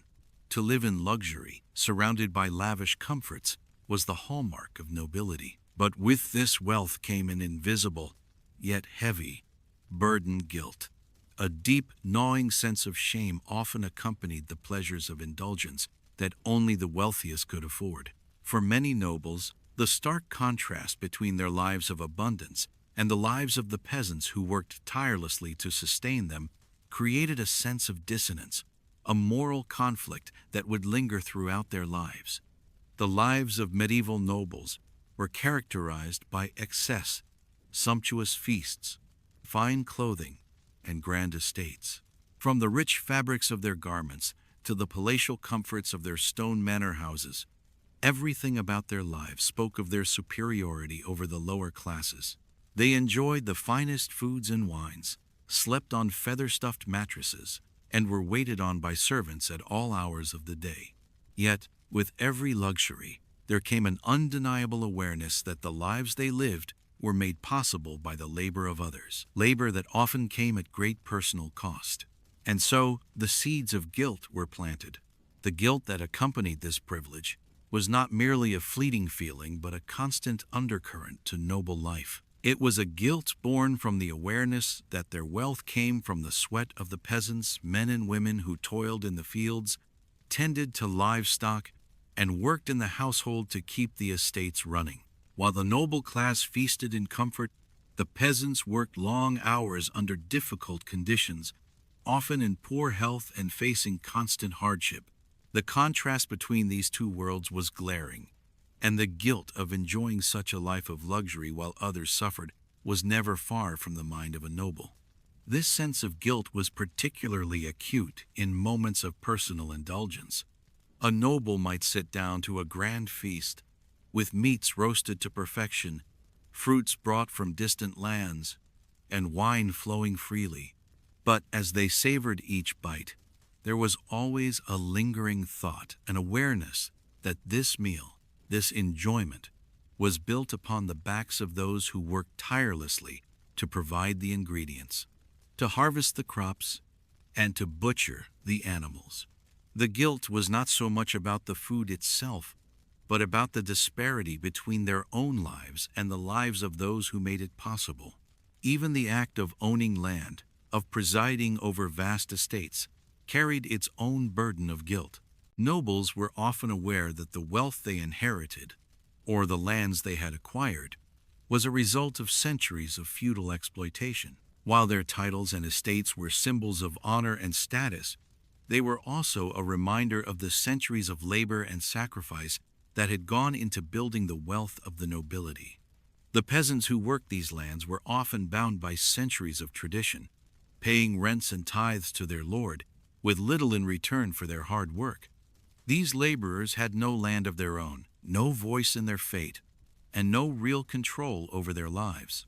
The nobles, on the other hand, lived in palatial comfort, with access to the best of everything that life had to offer. It is in these moments when nobles were alone with their thoughts, away from the social obligations and displays of wealth, that the guilt would truly settle in. The grand feasts, the elegant clothing, the stunning estates, while they symbolized success and power, also represented an implicit acknowledgement of inequality. The more a noble indulged in these comforts, the more they were reminded of the cost at which they came. It was not just the awareness of the peasants' labor, but also the awareness of their suffering. The peasants were often hungry, sick, and exhausted from their work, yet their labor provided the very comforts that the nobles enjoyed. It was a reality that no amount of luxury could erase. This guilt was compounded by the fact that most nobles rarely interacted with the peasants on a personal level. They lived in their grand estates, removed from the daily struggles of the common folk. The peasant was a figure on the periphery of their world, someone whose existence was essential to their own, but whom they rarely saw beyond the context of their servitude. This isolation bred a sense of disconnection, a barrier between the two classes that made the guilt of indulgence even harder to bear. The nobles had no real understanding of the lives of the peasants. They did not share in their hardships, their struggles, or their fears. And yet, they benefited from them in ways that were impossible to ignore. This separation created a moral chasm, one that could not be bridged by wealth or status. At the same time, however, there was also a societal expectation that nobles would enjoy the fruits of their position. Their wealth, after all, was not just for their own pleasure, it was a symbol of their power and their right to rule. The nobles were expected to live in luxury, to preside over grand feasts and wear expensive clothing, to live in splendid manor houses and be the arbiters of social life. These expectations were as much a part of the social contract as the labor of the peasants. Nobles were not just people with wealth, they were symbols of authority and status. They were expected to maintain appearances, to be the embodiment of success and refinement. This created an internal conflict for many. How could they enjoy the fruits of their wealth without feeling the weight of guilt for doing so? This was especially true for those who were more aware of the inequities in society, the more introspective nobles who, perhaps, had witnessed firsthand the suffering of the peasants. These individuals were more likely to struggle with the moral implications of their wealth and position. They might have seen the peasants working the land, toiling in the fields under the harsh sun, or heard stories of famine, disease, and hardship. For these nobles, the indulgence of their privileged lives became something more than just a symbol of power. It became a moral dilemma. They enjoyed the best of what life had to offer, but at what cost? In addition to the direct guilt of indulgence, there was also a more insidious form of guilt that haunted many nobles, the guilt of inaction. While peasants lived in poverty and hardship, the nobles often had the means to make a difference. They could have used their wealth to alleviate the suffering of the common folk, to provide for them during times of famine, or to invest in medical care or infrastructure that would improve their lives. But for many, this was not the reality.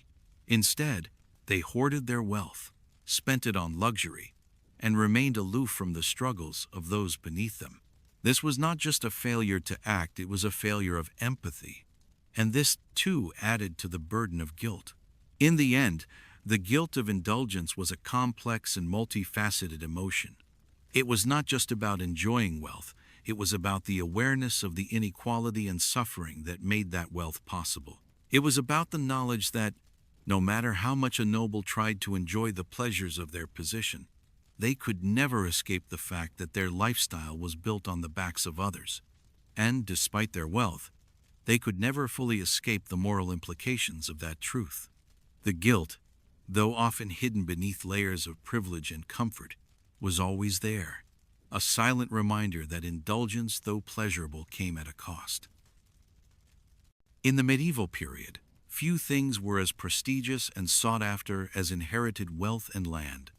The estates, titles, and riches passed down from one generation to the next represented not only the power and status of the aristocracy, but also the weight of familial history.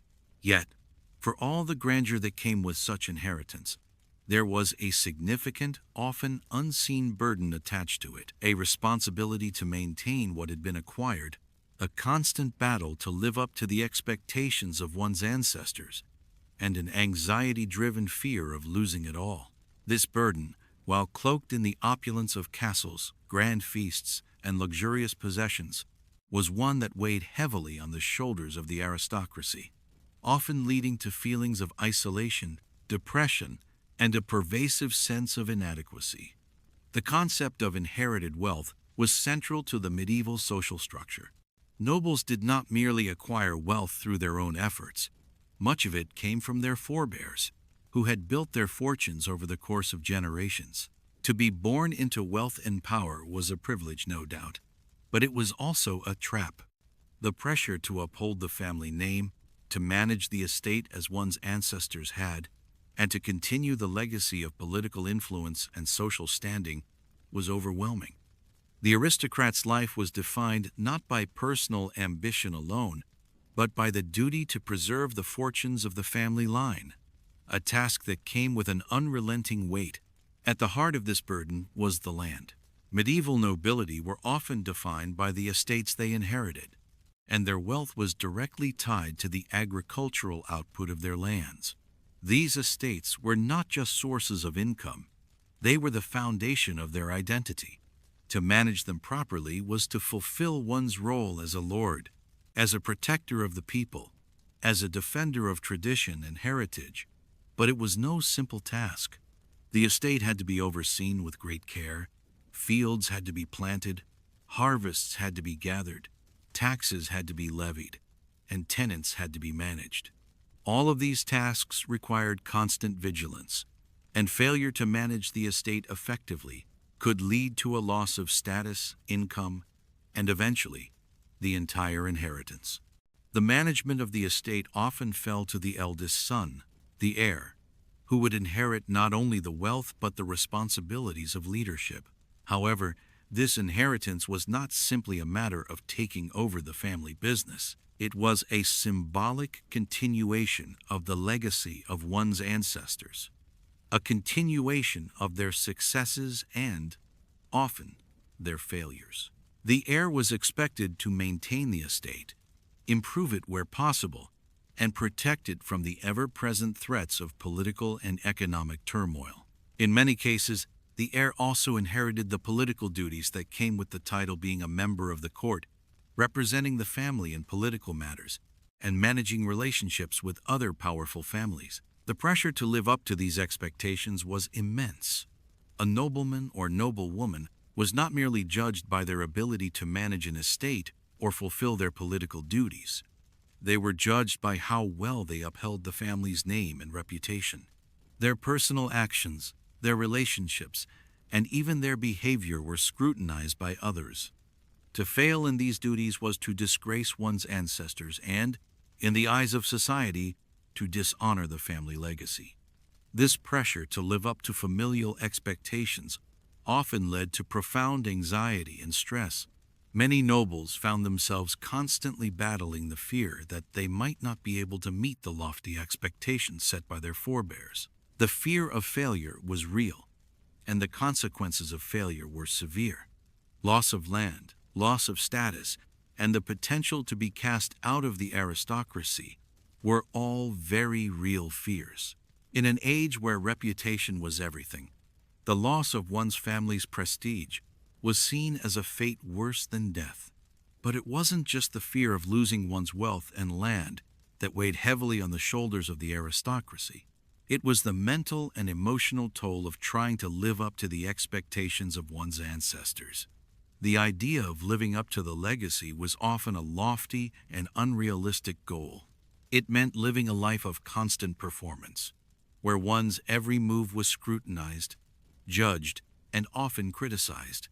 A nobleman was expected to embody not just the role of a landowner, but the role of a patriarch, a leader, a political strategist, and a social figure.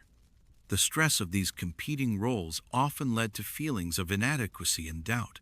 Furthermore, these high expectations created a sense of isolation. The aristocrat, especially the eldest son, was often separated from the common folk and their everyday realities. Their lives were lived in grand estates, surrounded by servants and sycophants, but these entourages were often more concerned with pleasing their masters than with offering real companionship or emotional support. The isolation created by this lifestyle was a lonely one, and for many nobles, the pressure to constantly maintain appearances left little room for genuine human connection. Their relationships were often political in nature, driven by social expectations, and this lack of true connection only exacerbated the feelings of loneliness and isolation. The psychological toll of this isolation and pressure was immense. Many nobles experienced feelings of depression, anxiety, and self-doubt.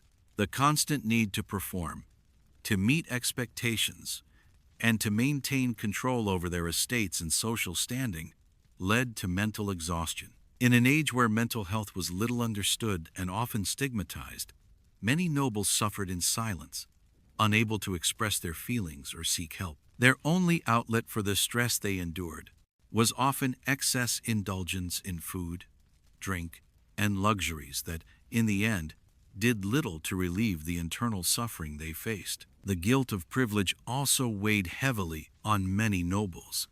While they enjoyed lives of luxury, they were often acutely aware that their wealth came at the expense of the peasants who worked their land. The labor of the common folk sustained the aristocracy, and the nobles knew this. But the disparity between their lives and the lives of the peasants who worked from dawn to dusk, struggled to feed their families, and lived in squalid conditions was often too much to bear. For some, this knowledge led to feelings of guilt and shame. They lived in opulent palaces while their tenants lived in poverty. Yet the reality of their privileged position was too overwhelming to change. Many tried to justify their wealth by focusing on their responsibilities as protectors of the land and people, but these justifications never quite alleviated the guilt they felt deep inside. The anxiety of losing it all was compounded by the constant fear of betrayal. In the courtly world of medieval aristocracy, political alliances were fragile, and friendships were often based on convenience rather than trust. One wrong move, one misstep, and the consequences could be disastrous. Betrayal within the court, whether by an ally or a family member, was not uncommon. The fear of such betrayal gnawed at the hearts of many nobles, and it often led to a sense of paranoia. The wealth and power they had inherited came with a constant threat of being overthrown, both from outside forces and from within their own ranks. For many nobles, the fear of losing it all led to a lifetime of insecurity and anxiety. The pressure to perform, the fear of betrayal, the knowledge that their wealth was tied to the labor of others, these were the burdens that accompanied the privilege of inherited wealth. In the end, being born into wealth was not the simple blessing it appeared to be. It was a double-edged sword, a constant struggle to live up to one's ancestors while managing the anxiety of preserving the fortune for future generations. Thus, the inheritance of wealth was both a blessing and a curse. The material benefits of inherited wealth, land, titles, and power were undeniable, but they came with a price. The psychological toll of maintaining such a life, of constantly striving to meet the expectations of one's ancestors, was immense. The fear of failure, the isolation, and the constant battle to hold on to what had been passed down created a life full of inner turmoil.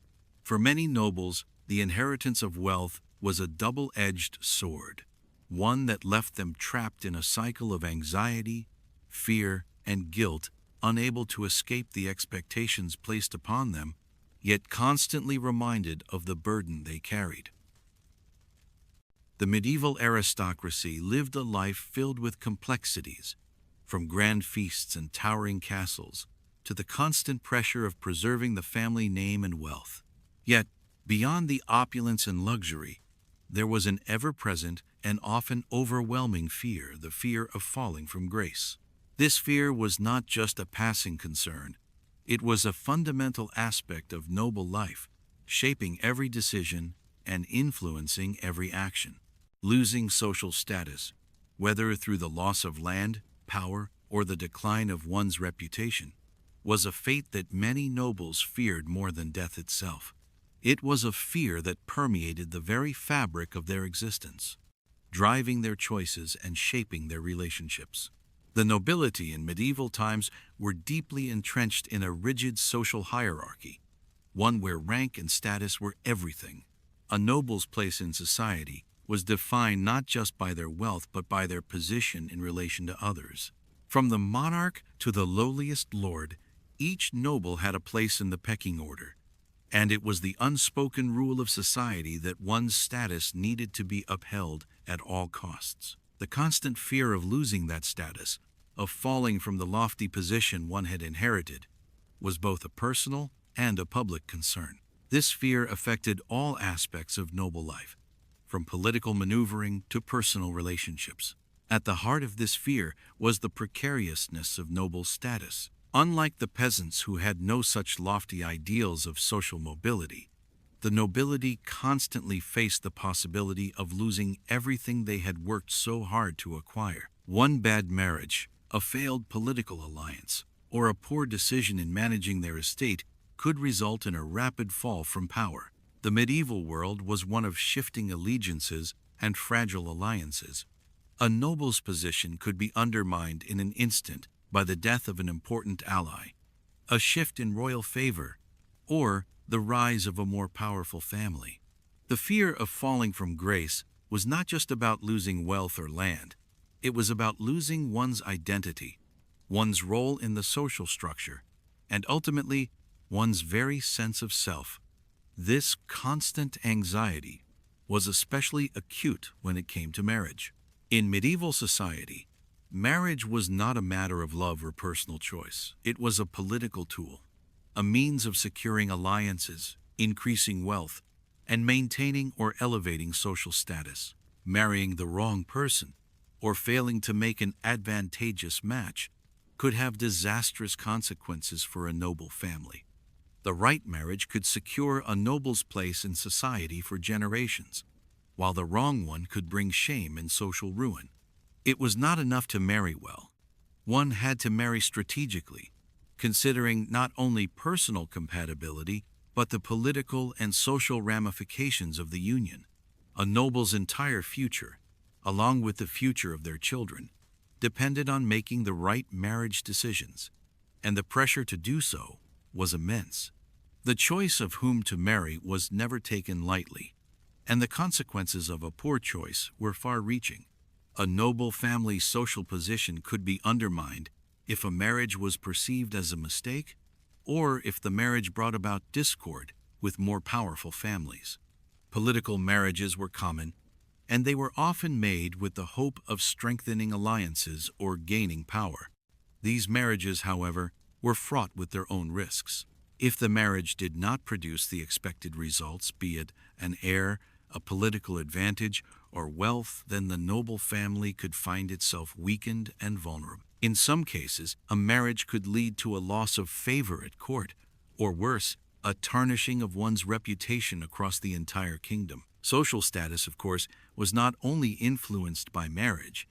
Every choice a noble made was scrutinized by peers, from the food they ate to the way they conducted themselves in public. In medieval society, everything a noble did was a statement of their rank. To fail to demonstrate the expected wealth, refinement, and sophistication could lead to being viewed as socially inferior, or, worse, forgotten. Nobles were constantly performing, not just for their own sake, but for the sake of maintaining their place in society. Every feast, every public appearance, every word spoken in court was measured and calculated to ensure that they remained in the good graces of their peers. The fear of losing social status also came with the knowledge that the life of a noble was, in many ways, defined by appearances. Medieval society was a society of spectacle, where wealth and status were displayed for all to see. Nobles were expected to live in palatial estates, wear the finest clothing, and indulge in lavish feasts. Their wealth was not just a means of personal comfort, it was a form of social currency, a way to assert dominance and superiority over those beneath them. But this display of wealth came with its own dangers. The more a noble flaunted their riches, the higher the expectation that they would continue to maintain that level of luxury. A fall from grace often began with a gradual erosion of these outward signs of wealth. If a noble family was seen as unable to afford the same luxurious lifestyle that they once displayed, it could mark the beginning of their decline. The mental and emotional toll of this constant pressure to maintain one's status was profound. Many nobles, especially those at the top of the social ladder, lived in a constant state of anxiety, fearful that one wrong move could lead to their downfall. The fear of being forgotten, of slipping into obscurity, was a constant companion. Unlike the peasants, whose lives were defined by survival and the struggle for daily necessities, the rich were obsessed with the preservation of their wealth and power. The psychological burden of this obsession was heavy, often leading to isolation, depression, and a constant need for reassurance. Nobles were constantly surrounded by sycophants and flatterers who told them what they wanted to hear, but this only added to their sense of paranoia. The lack of genuine human connection made it difficult for them to trust anyone, and the fear of betrayal, especially from within their own family or court, was always present. The fear of falling from grace also extended to their relationships with the common people. Nobles were keenly aware of the vast social gap between themselves and the peasants who worked their land. They understood that their wealth was built on the backs of these laborers, and that any sign of weakness or failure in their ability to maintain their estates could lead to rebellion or resentment from their tenants. Peasants were often viewed as tools for wealth generation, and a noble's role was to keep them in check. However, the constant anxiety about losing social status made the relationship between nobles and peasants more fragile than it appeared on the surface. The fear of rebellion or unrest from the working class was never far from a noble's mind, and it often shaped their actions. This fear of losing social status also extended to the political realm. Nobles were not just concerned with maintaining their place in society, they were also deeply involved in political maneuvering. Every alliance, every conversation, every political move had the potential to make or break a noble's position. To be out of favor with the king, or worse, to be exiled from court, was a fate worse than death. Many nobles spent their entire lives navigating the intricate web of politics at court, always aware of the precarious nature of their position. One wrong move, one miscalculation, and they could find themselves removed from power and forgotten by history. In the end, the fear of losing social status was not just a matter of personal pride, it was a matter of survival. For the medieval nobility, their status and wealth were intertwined with their very identity. To lose that status was to lose everything they had worked for, everything they had been born into. This fear of losing it all, of becoming irrelevant, was a driving force in the lives of the nobility.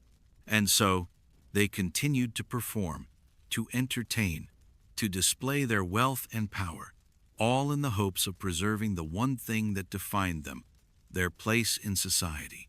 In the grand halls of medieval estates, where feasts overflowed with roasted meats, wine flowed like rivers, and luxuries were taken for granted, the paradox of wealth was becoming clear. While the rich had access to comforts unimaginable to the common folk, their indulgence in these luxuries came at a great cost. Far from being a symbol of good health and vitality, the life of excess that many nobles led to severe physical ailments that were often as debilitating as they were ironic. The very comforts and privileges they enjoyed, from lavish foods to a sedentary lifestyle, ultimately took a severe toll on their bodies, making their lives increasingly painful. At the heart of this physical decline was the overconsumption of rich foods and excessive drinking, combined with a lifestyle that lacked physical exertion. The medieval nobility had access to the finest foods, delicacies like roasted meats, pastries, rich sauces, and wine that would have been the envy of any peasant. But as their bellies swelled with indulgence, their bodies began to suffer the consequences. It wasn't just a matter of vanity or appearance, it was a matter of health. Conditions like gout, obesity, and liver problems became commonplace among the wealthy, all as a result of their constant indulgence in food and drink. One of the most prevalent and well-known ailments associated with this indulgent lifestyle was gout. Known as the disease of kings, gout was a painful condition that often struck the wealthy, particularly those who indulged in rich foods and fine wines. Gout occurs when there is an excess of uric acid in the blood, which forms crystals in the joints, causing intense pain and swelling. The main culprits of this condition were the very foods that nobles took for granted: rich meats, especially organ meats like goose and lamb, and sweet wines that were consumed in abundance. For many nobles, gout became a constant companion, and its attacks would often leave them bedridden for days, unable to move, much less attend to the responsibilities of their estates. But gout was not the only ailment that plagued the wealthy. The overindulgence in food and drink led to obesity, a condition that was seen as a mark of wealth and prosperity. To be overweight in medieval times was often considered a sign of nobility, as it signified that one could afford to eat abundantly and not have to worry about the daily struggle for food. However, the effects of obesity on health were profound. Carrying excess weight placed a strain on the joints, increasing the risk of arthritis and other musculoskeletal problems. It also led to poor circulation, particularly in the extremities, which caused chronic discomfort and pain. The sedentary lifestyle of the nobility, which involved little physical labor and long hours spent at feasts or in the comfort of their estates, exacerbated these problems. Without the need to work in the fields or engage in physical tasks, the nobles' bodies became sluggish, their muscles weak, and their hearts strained from the lack of movement.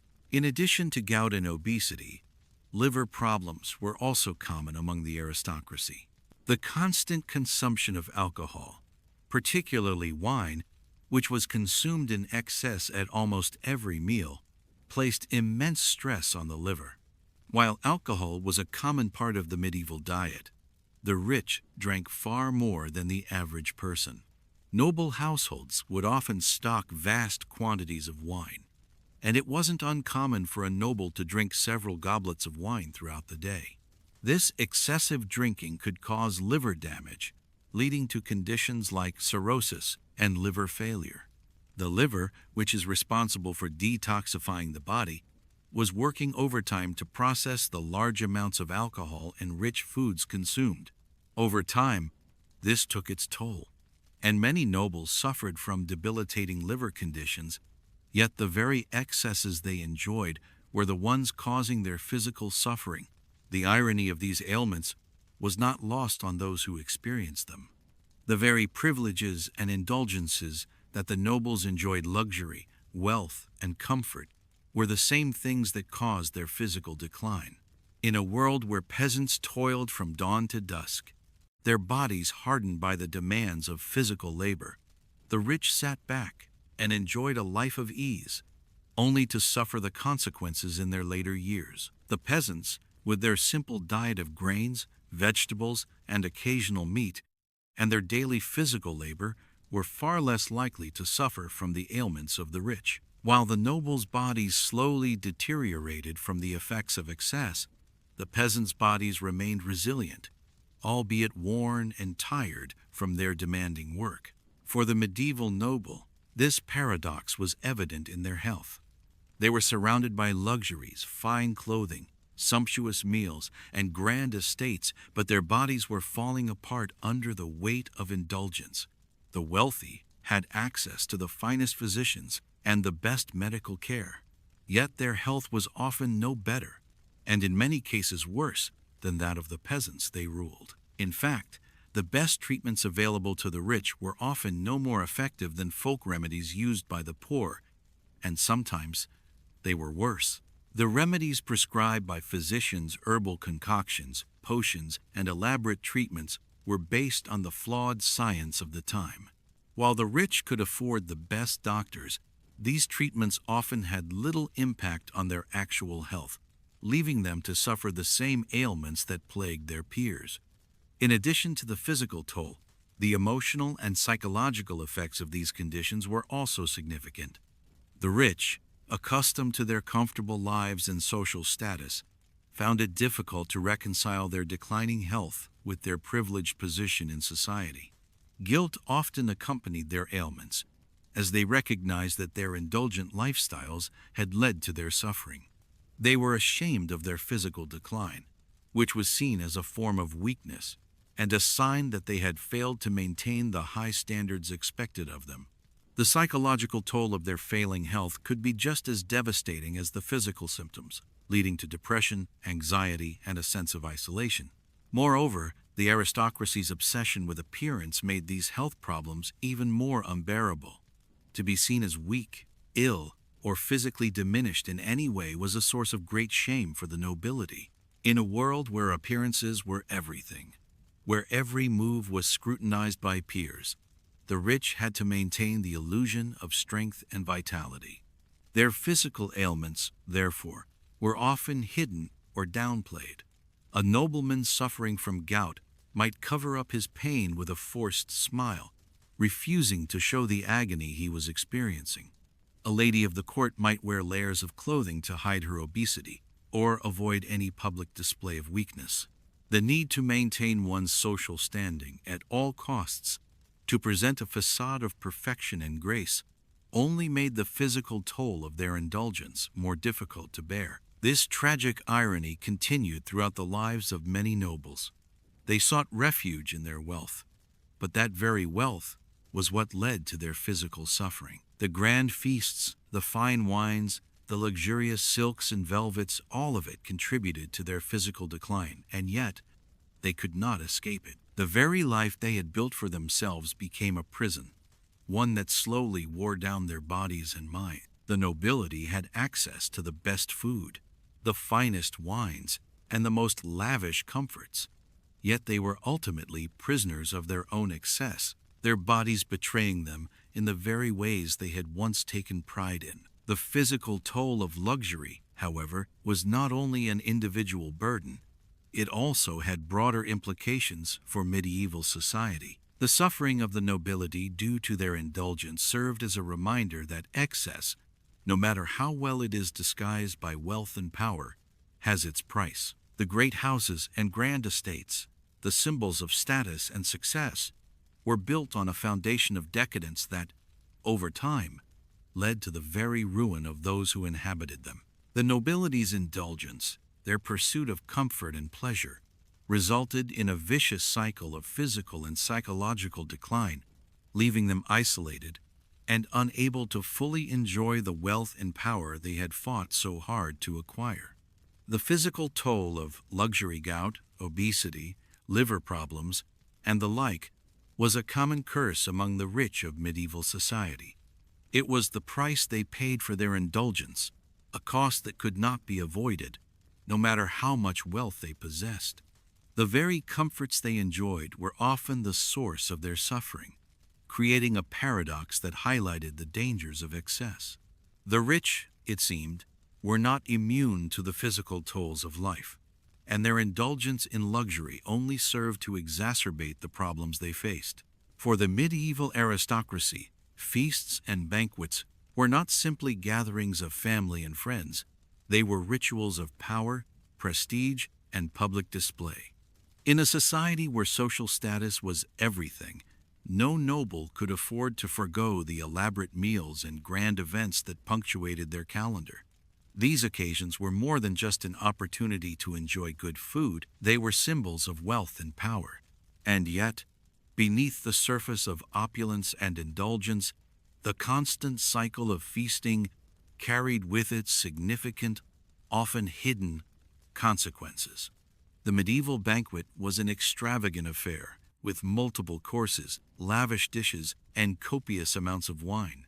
Tables groaned under the weight of roasted meats, pies, pastries, and fruits, while servants constantly replenished goblets with wine and ale. The food was rich and fatty, often prepared with heavy sauces and luxurious ingredients such as game meats, salted fish, and exotic spices imported from distant lands.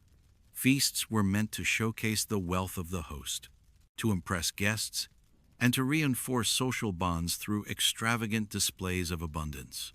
For the noble host, feasting was not just a matter of personal enjoyment, but a social obligation. To refuse a banquet or to host a modest meal was seen as a sign of decline or a lack of status. Nobles were expected to demonstrate their wealth and power through the grandeur of their gatherings. The richer the banquet, the higher the host's status. As such, these events were a key component of medieval social life and politics, a means of establishing alliances, maintaining favor, and signaling one's dominance in the social hierarchy. But for all its opulence and splendor, the cycle of feasting had a darker side, a side that was both physical and psychological. The act of feasting, repeated time and time, was a necessary performance, but it also carried consequences that were hard to escape. These lavish meals, while seemingly indulgent, were a form of social pressure. To refuse participation was to risk appearing weak or ill, or worse, as if one were losing their place in the noble world. It was a subtle but unspoken expectation that each noble had to fulfill. Being part of the feast was as much about maintaining one's position as it was about satisfying hunger. This relentless cycle of indulgence contributed to several long-term health issues. The rich foods, high in fats, sugars, and salt, took their toll on the body over time. Gout, a condition associated with the accumulation of uric acid in the joints, was one of the most common afflictions among the nobility, often brought on by overindulgence in rich foods and excessive drinking. Gout attacks could be excruciatingly painful, with the affected joints becoming swollen, red, and tender. Yet, despite the pain, many nobles were unable or unwilling to break the cycle of feasting. The fear of social disgrace or the pressure to maintain a certain image kept them at the banquet table, even if their bodies were starting to protest. Obesity was another issue closely tied to the culture of feasting. The constant consumption of rich foods led to weight gain, which in turn brought a host of other health problems. The sedentary lifestyle of the nobility, spent in lavish homes, often with little physical activity beyond the occasional ride or stroll, meant that the excess calories consumed at these feasts were not burned off. Obesity, while seen as a symbol of wealth and power, was also a contributing factor to many health issues, including joint pain, difficulty with mobility, and increased risk of heart disease. Liver problems were also common, especially among those who drank excessively during feasts. Wine, ale, and mead flowed freely at these events, and the wealthier the host, the more extravagant the offerings. Drinking was not just about pleasure. It was a social necessity. The higher your rank, the more you drank, and the more your guests expected to be served.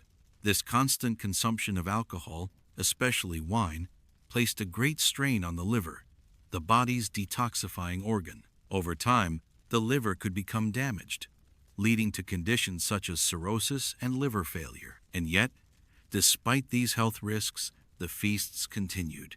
The social pressures to participate in the feasts to keep up appearances were often more powerful than the physical consequences. Nobles were expected to demonstrate their vitality, their ability to endure the physical excesses of their class. Even as they grew older and their health deteriorated, they were forced to maintain the performance of wealth and power through continued indulgence. What made this cycle particularly insidious was the public nature of the suffering. The noble class was not only displaying their wealth at these feasts, but they were also displaying their misery. Their indulgence in food and drink, while a sign of wealth, also came with visible, often humiliating consequences. The physical toll of excess painful gout attacks, the bloated bellies from overeating, and the sluggishness of the body from lack of exercise was all too apparent. Yet, the expectation was that nobles would hide this suffering behind a veneer of composure, keeping their pain private while continuing to participate in the social spectacle. It was not uncommon for nobles to ignore or downplay their health issues, even as their bodies cried out for rest. A nobleman suffering from gout might grit his teeth and attend a banquet, forcing himself to sit through hours of feasting and revelry, despite the excruciating pain in his joints. Similarly, a noblewoman, unable to move without difficulty due to obesity, might nonetheless don her finest gown and join the feast, all the while hiding her discomfort behind a smile and a carefully curated facade. The physical pain caused by these excesses was often compounded by mental anguish. The constant pressure to maintain appearances, to keep up with the demands of one's rank, could take a toll on the mental health of the wealthy. The fear of being seen as weak or sick, the anxiety about losing status, and the guilt over indulging in such luxury, while others suffered, contributed to a deep psychological burden. Nobles often lived in a constant state of anxiety, aware that their position was fragile and that any sign of weakness could be exploited by rivals. In this way, the cycle of feasting became both a physical and psychological prison. Nobles could not escape the indulgence that was expected of them. It was a social obligation that they were trapped in, even as it slowly destroyed their bodies and minds. The feast, once a symbol of wealth and power, became a symbol of their eventual downfall, a constant reminder of the cost of living a life of excess. Even in the midst of this suffering, many nobles would continue to feast. The social ritual was simply too important to abandon. To withdraw from the feasting was to withdraw from society itself. It was a dangerous game, one where the cost of participation could be measured in both health and happiness. And so, the nobles continued their cycles of indulgence, trapped by their wealth, their position, and the expectations that came with them. The relentless cycle of feasting ultimately revealed the true burden of power. The nobility, who appeared to have it all, luxury, comfort, and status, were in fact the most vulnerable to the physical and psychological tolls of excess. They were trapped in a paradox, forced to perform both the indulgence and the suffering that came with their position. The very feasts that symbolized their wealth also became their undoing. As the wine flowed and the platters were emptied, the price of indulgence became all too clear. It was a price paid in pain, suffering, and the slow erosion of health, a price that the rich, despite their vast fortunes, could not avoid. And so, while peasants worked the land with calloused hands, their bodies strong from labor, the nobility, enthralled by the luxury of feasting, became prisoners of their own excess. The feast was a temporary escape, a momentary pleasure, but the consequences of indulgence followed them long after the last course had been served. The rich may have had everything, but in the end, their luxury came at the highest price of all. The constant cycle of feasting, with its endless indulgence and its inevitable consequences, was a reminder that no amount of wealth could shield them from the toll of excess. In the quiet moments before sleep, when the noise of the day has faded and the body is allowed to rest, the nobleman in his grand bed might reflect on the burdens of his life. The opulent surroundings, the soft feather bed, the heavy woolen blankets, the warmth of the fire crackling in the hearth contrast sharply with the pain he feels in his joints. His gout has returned, an ailment that afflicts those like him who live in excess. For all his wealth, all the comforts he enjoys, the pain is a constant reminder of the paradox of privilege. From his window, he gazes out at the vast lands he controls. The estate stretches for miles, green and fertile, dotted with villages and fields. Below him, the peasants toil, working the land to support his lifestyle, providing the labor that sustains his wealth. They rise before dawn to tend to their animals and their crops, their bodies hardened by years of hard labor, their hands rough from toil. In contrast, he sleeps in luxury, in a bed that most could only dream of, surrounded by the trappings of wealth. Yet, despite the comfort of his surroundings, he is not at peace. His body suffers from the very excesses he enjoys: rich foods, wine, and a sedentary lifestyle. It is in these moments, when the mind begins to reflect on the nature of his existence, that the nobleman begins to realize the cost of privilege. The realization comes slowly, as if he's been carrying a burden for so long that he has become accustomed to its weight. His wealth, once a symbol of power and success, now feels like a cage, one that confines him to a cycle of indulgence and suffering. He has everything he could want: fine clothing, the best food, servants at his beck and call, but he is also trapped by these very luxuries. His body is a prisoner to his lifestyle, and his mind is a prisoner to the constant pressure to maintain appearances. The pain in his foot throbs steadily, a reminder of the toll that his indulgence has taken. His physicians have given him their remedies, herbs, tinctures, and potions, but the relief is always temporary. The gout returns time and time again, and with it, the awareness that the very foods and drinks that define his social position are also the cause of his suffering. The rich meats, the sweet wines, the delicate pastries, all are part of the world he inhabits, but they are also his undoing. They are the poison wrapped in luxury, the price he pays for living in excess. As he lies in his bed, trying to find a comfortable position, he cannot help but think of the peasants below. They live lives of hardship, of struggle, and yet they do not suffer from the same afflictions he does. Their bodies are strong from the work they do, their hands calloused and their backs bent from years of labor. They do not have the luxury of fine meals or soft beds, but they also do not have the physical ailments that come with indulgence. They are, in many ways, healthier than he is. His wealth, his status have brought him pain, while their poverty has kept them strong. It is a sobering thought, the realization that, despite all his privileges, he is not immune to the vulnerabilities of the human body. The rich may live in grand houses and dine on the finest foods, but they are not exempt from the natural consequences of excess. They too are subject to the same frailties and vulnerabilities as the lower classes. They too will one day succumb to the ravages of age, illness, and injury.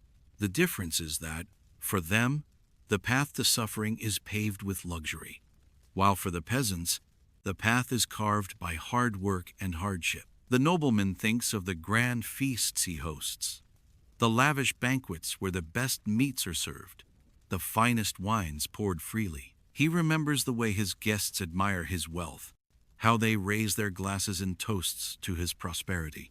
But what they do not see, what they do not understand, is the price he pays for this indulgence. They do not see the pain he endures after each feast, the swelling in his joints, the discomfort that follows hours of sitting in the grand hall, eating and drinking to excess. They do not see the emotional toll that comes with the constant need to maintain appearances, to show the world that he is in control, that he is the lord of the manor, untouched by the troubles that afflict the common folk. And then there is the isolation. The nobleman is surrounded by people, servants, family, guests, but he is alone in his suffering. The peasants, despite their hardships, live in close-knit communities where everyone shares in the work and the struggle. They have each other, they rely on each other, and they find strength in their shared experience. The nobleman, on the other hand, lives in isolation. His wealth and status separate him from the rest of society. He is surrounded by people who serve him, but none who truly understand him. He is cut off from the real world, from the struggles of the common folk, and yet he is bound by the same human limitations as they are.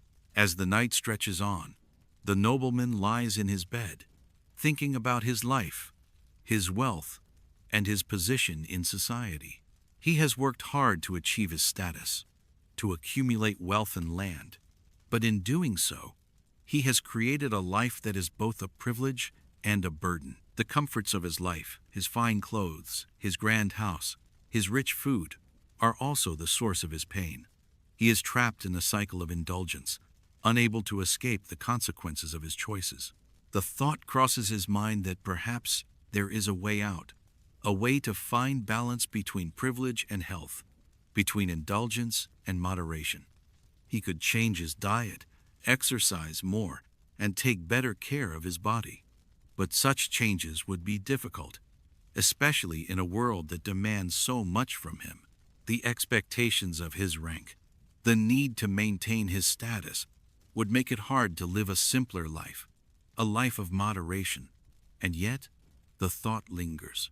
Perhaps, in the end, true power does not lie in wealth or status, but in the ability to control one's desires and find balance in one's life. But for now, he is left with the pain of gout, the pain of excess, and the pain of privilege. He closes his eyes, hoping for some relief, but the thought persists. Wealth, it seems, is both a blessing and a curse. It brings comfort and luxury, but it also brings suffering, isolation, and the constant pressure to maintain appearances. The nobleman drifts off to sleep, the weight of his privilege pressing down on him, knowing that tomorrow will bring another day of feasting, of indulgence, and of pain. And so, the cycle continues, as it always has. The price of wealth is high, and the cost is paid not just in coins, but in the health, happiness, and peace of mind of those who live in excess. The nobleman, like so many others, has everything and yet has nothing at all. The paradox of privilege is that it grants power, but it also brings its own form of suffering. As the night deepens and the silence settles over the land, it's easy to imagine that the life of a noble rich in land, food, and luxury is a life of ease. The grand estates, the fine clothes, the delicious feasts, the soft beds, and the shimmering wealth that gleams in every corner, it all seems so perfect, so enviable. Yet, as we've seen tonight, the wealth that grants such comforts also carries its own burdens. The irony of privilege is that while it elevates one's position in society, it also traps those who hold it in a cycle of indulgence, suffering, and constant self-preservation. So, the next time you gaze upon the comforts of life, remember the curse that often comes with wealth. It's not just the grandeur and luxury, it's the toll on the body, the mind, and the soul that a good deal of people fail to see. In the medieval world, wealth didn't simply mean comfort. For many of the richest nobles, it meant pain.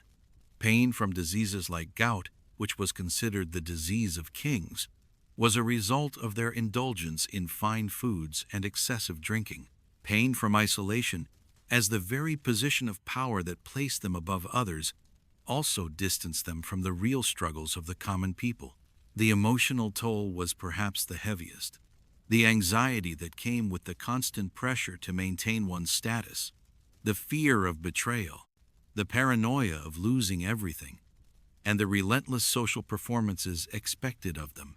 The nobility may have lived in palatial homes with all the comforts one could imagine, but their bodies ached from the excesses they couldn't escape. Their minds were burdened with the knowledge of what their wealth truly cost, be it their health, their peace of mind, or their relationships. The medieval noble's life, as we've explored, was a paradox. While the peasant worked long hours in the fields, their bodies, hardened by physical labor and simple meals, the rich were left to suffer from the very excess that made their lives enviable. Gout, obesity, chronic pain, and mental anguish were just some hidden costs of their privilege. And yet, even as their bodies betrayed them, these same individuals fought to maintain the image of the perfect life, never truly able to escape the demands and expectations of their status. In the end, the wealth of medieval nobles came with a heavy price, a price paid in pain, suffering, and a constant battle to maintain their power and status. The pursuit of comfort, luxury, and power wasn't as glamorous as history often portrays it. It was a struggle just as real as the one the peasants faced, a struggle that took a toll on their health, their mental well-being, and their personal lives. At the close of this journey, through the life of the medieval nobility, the lesson remains clear.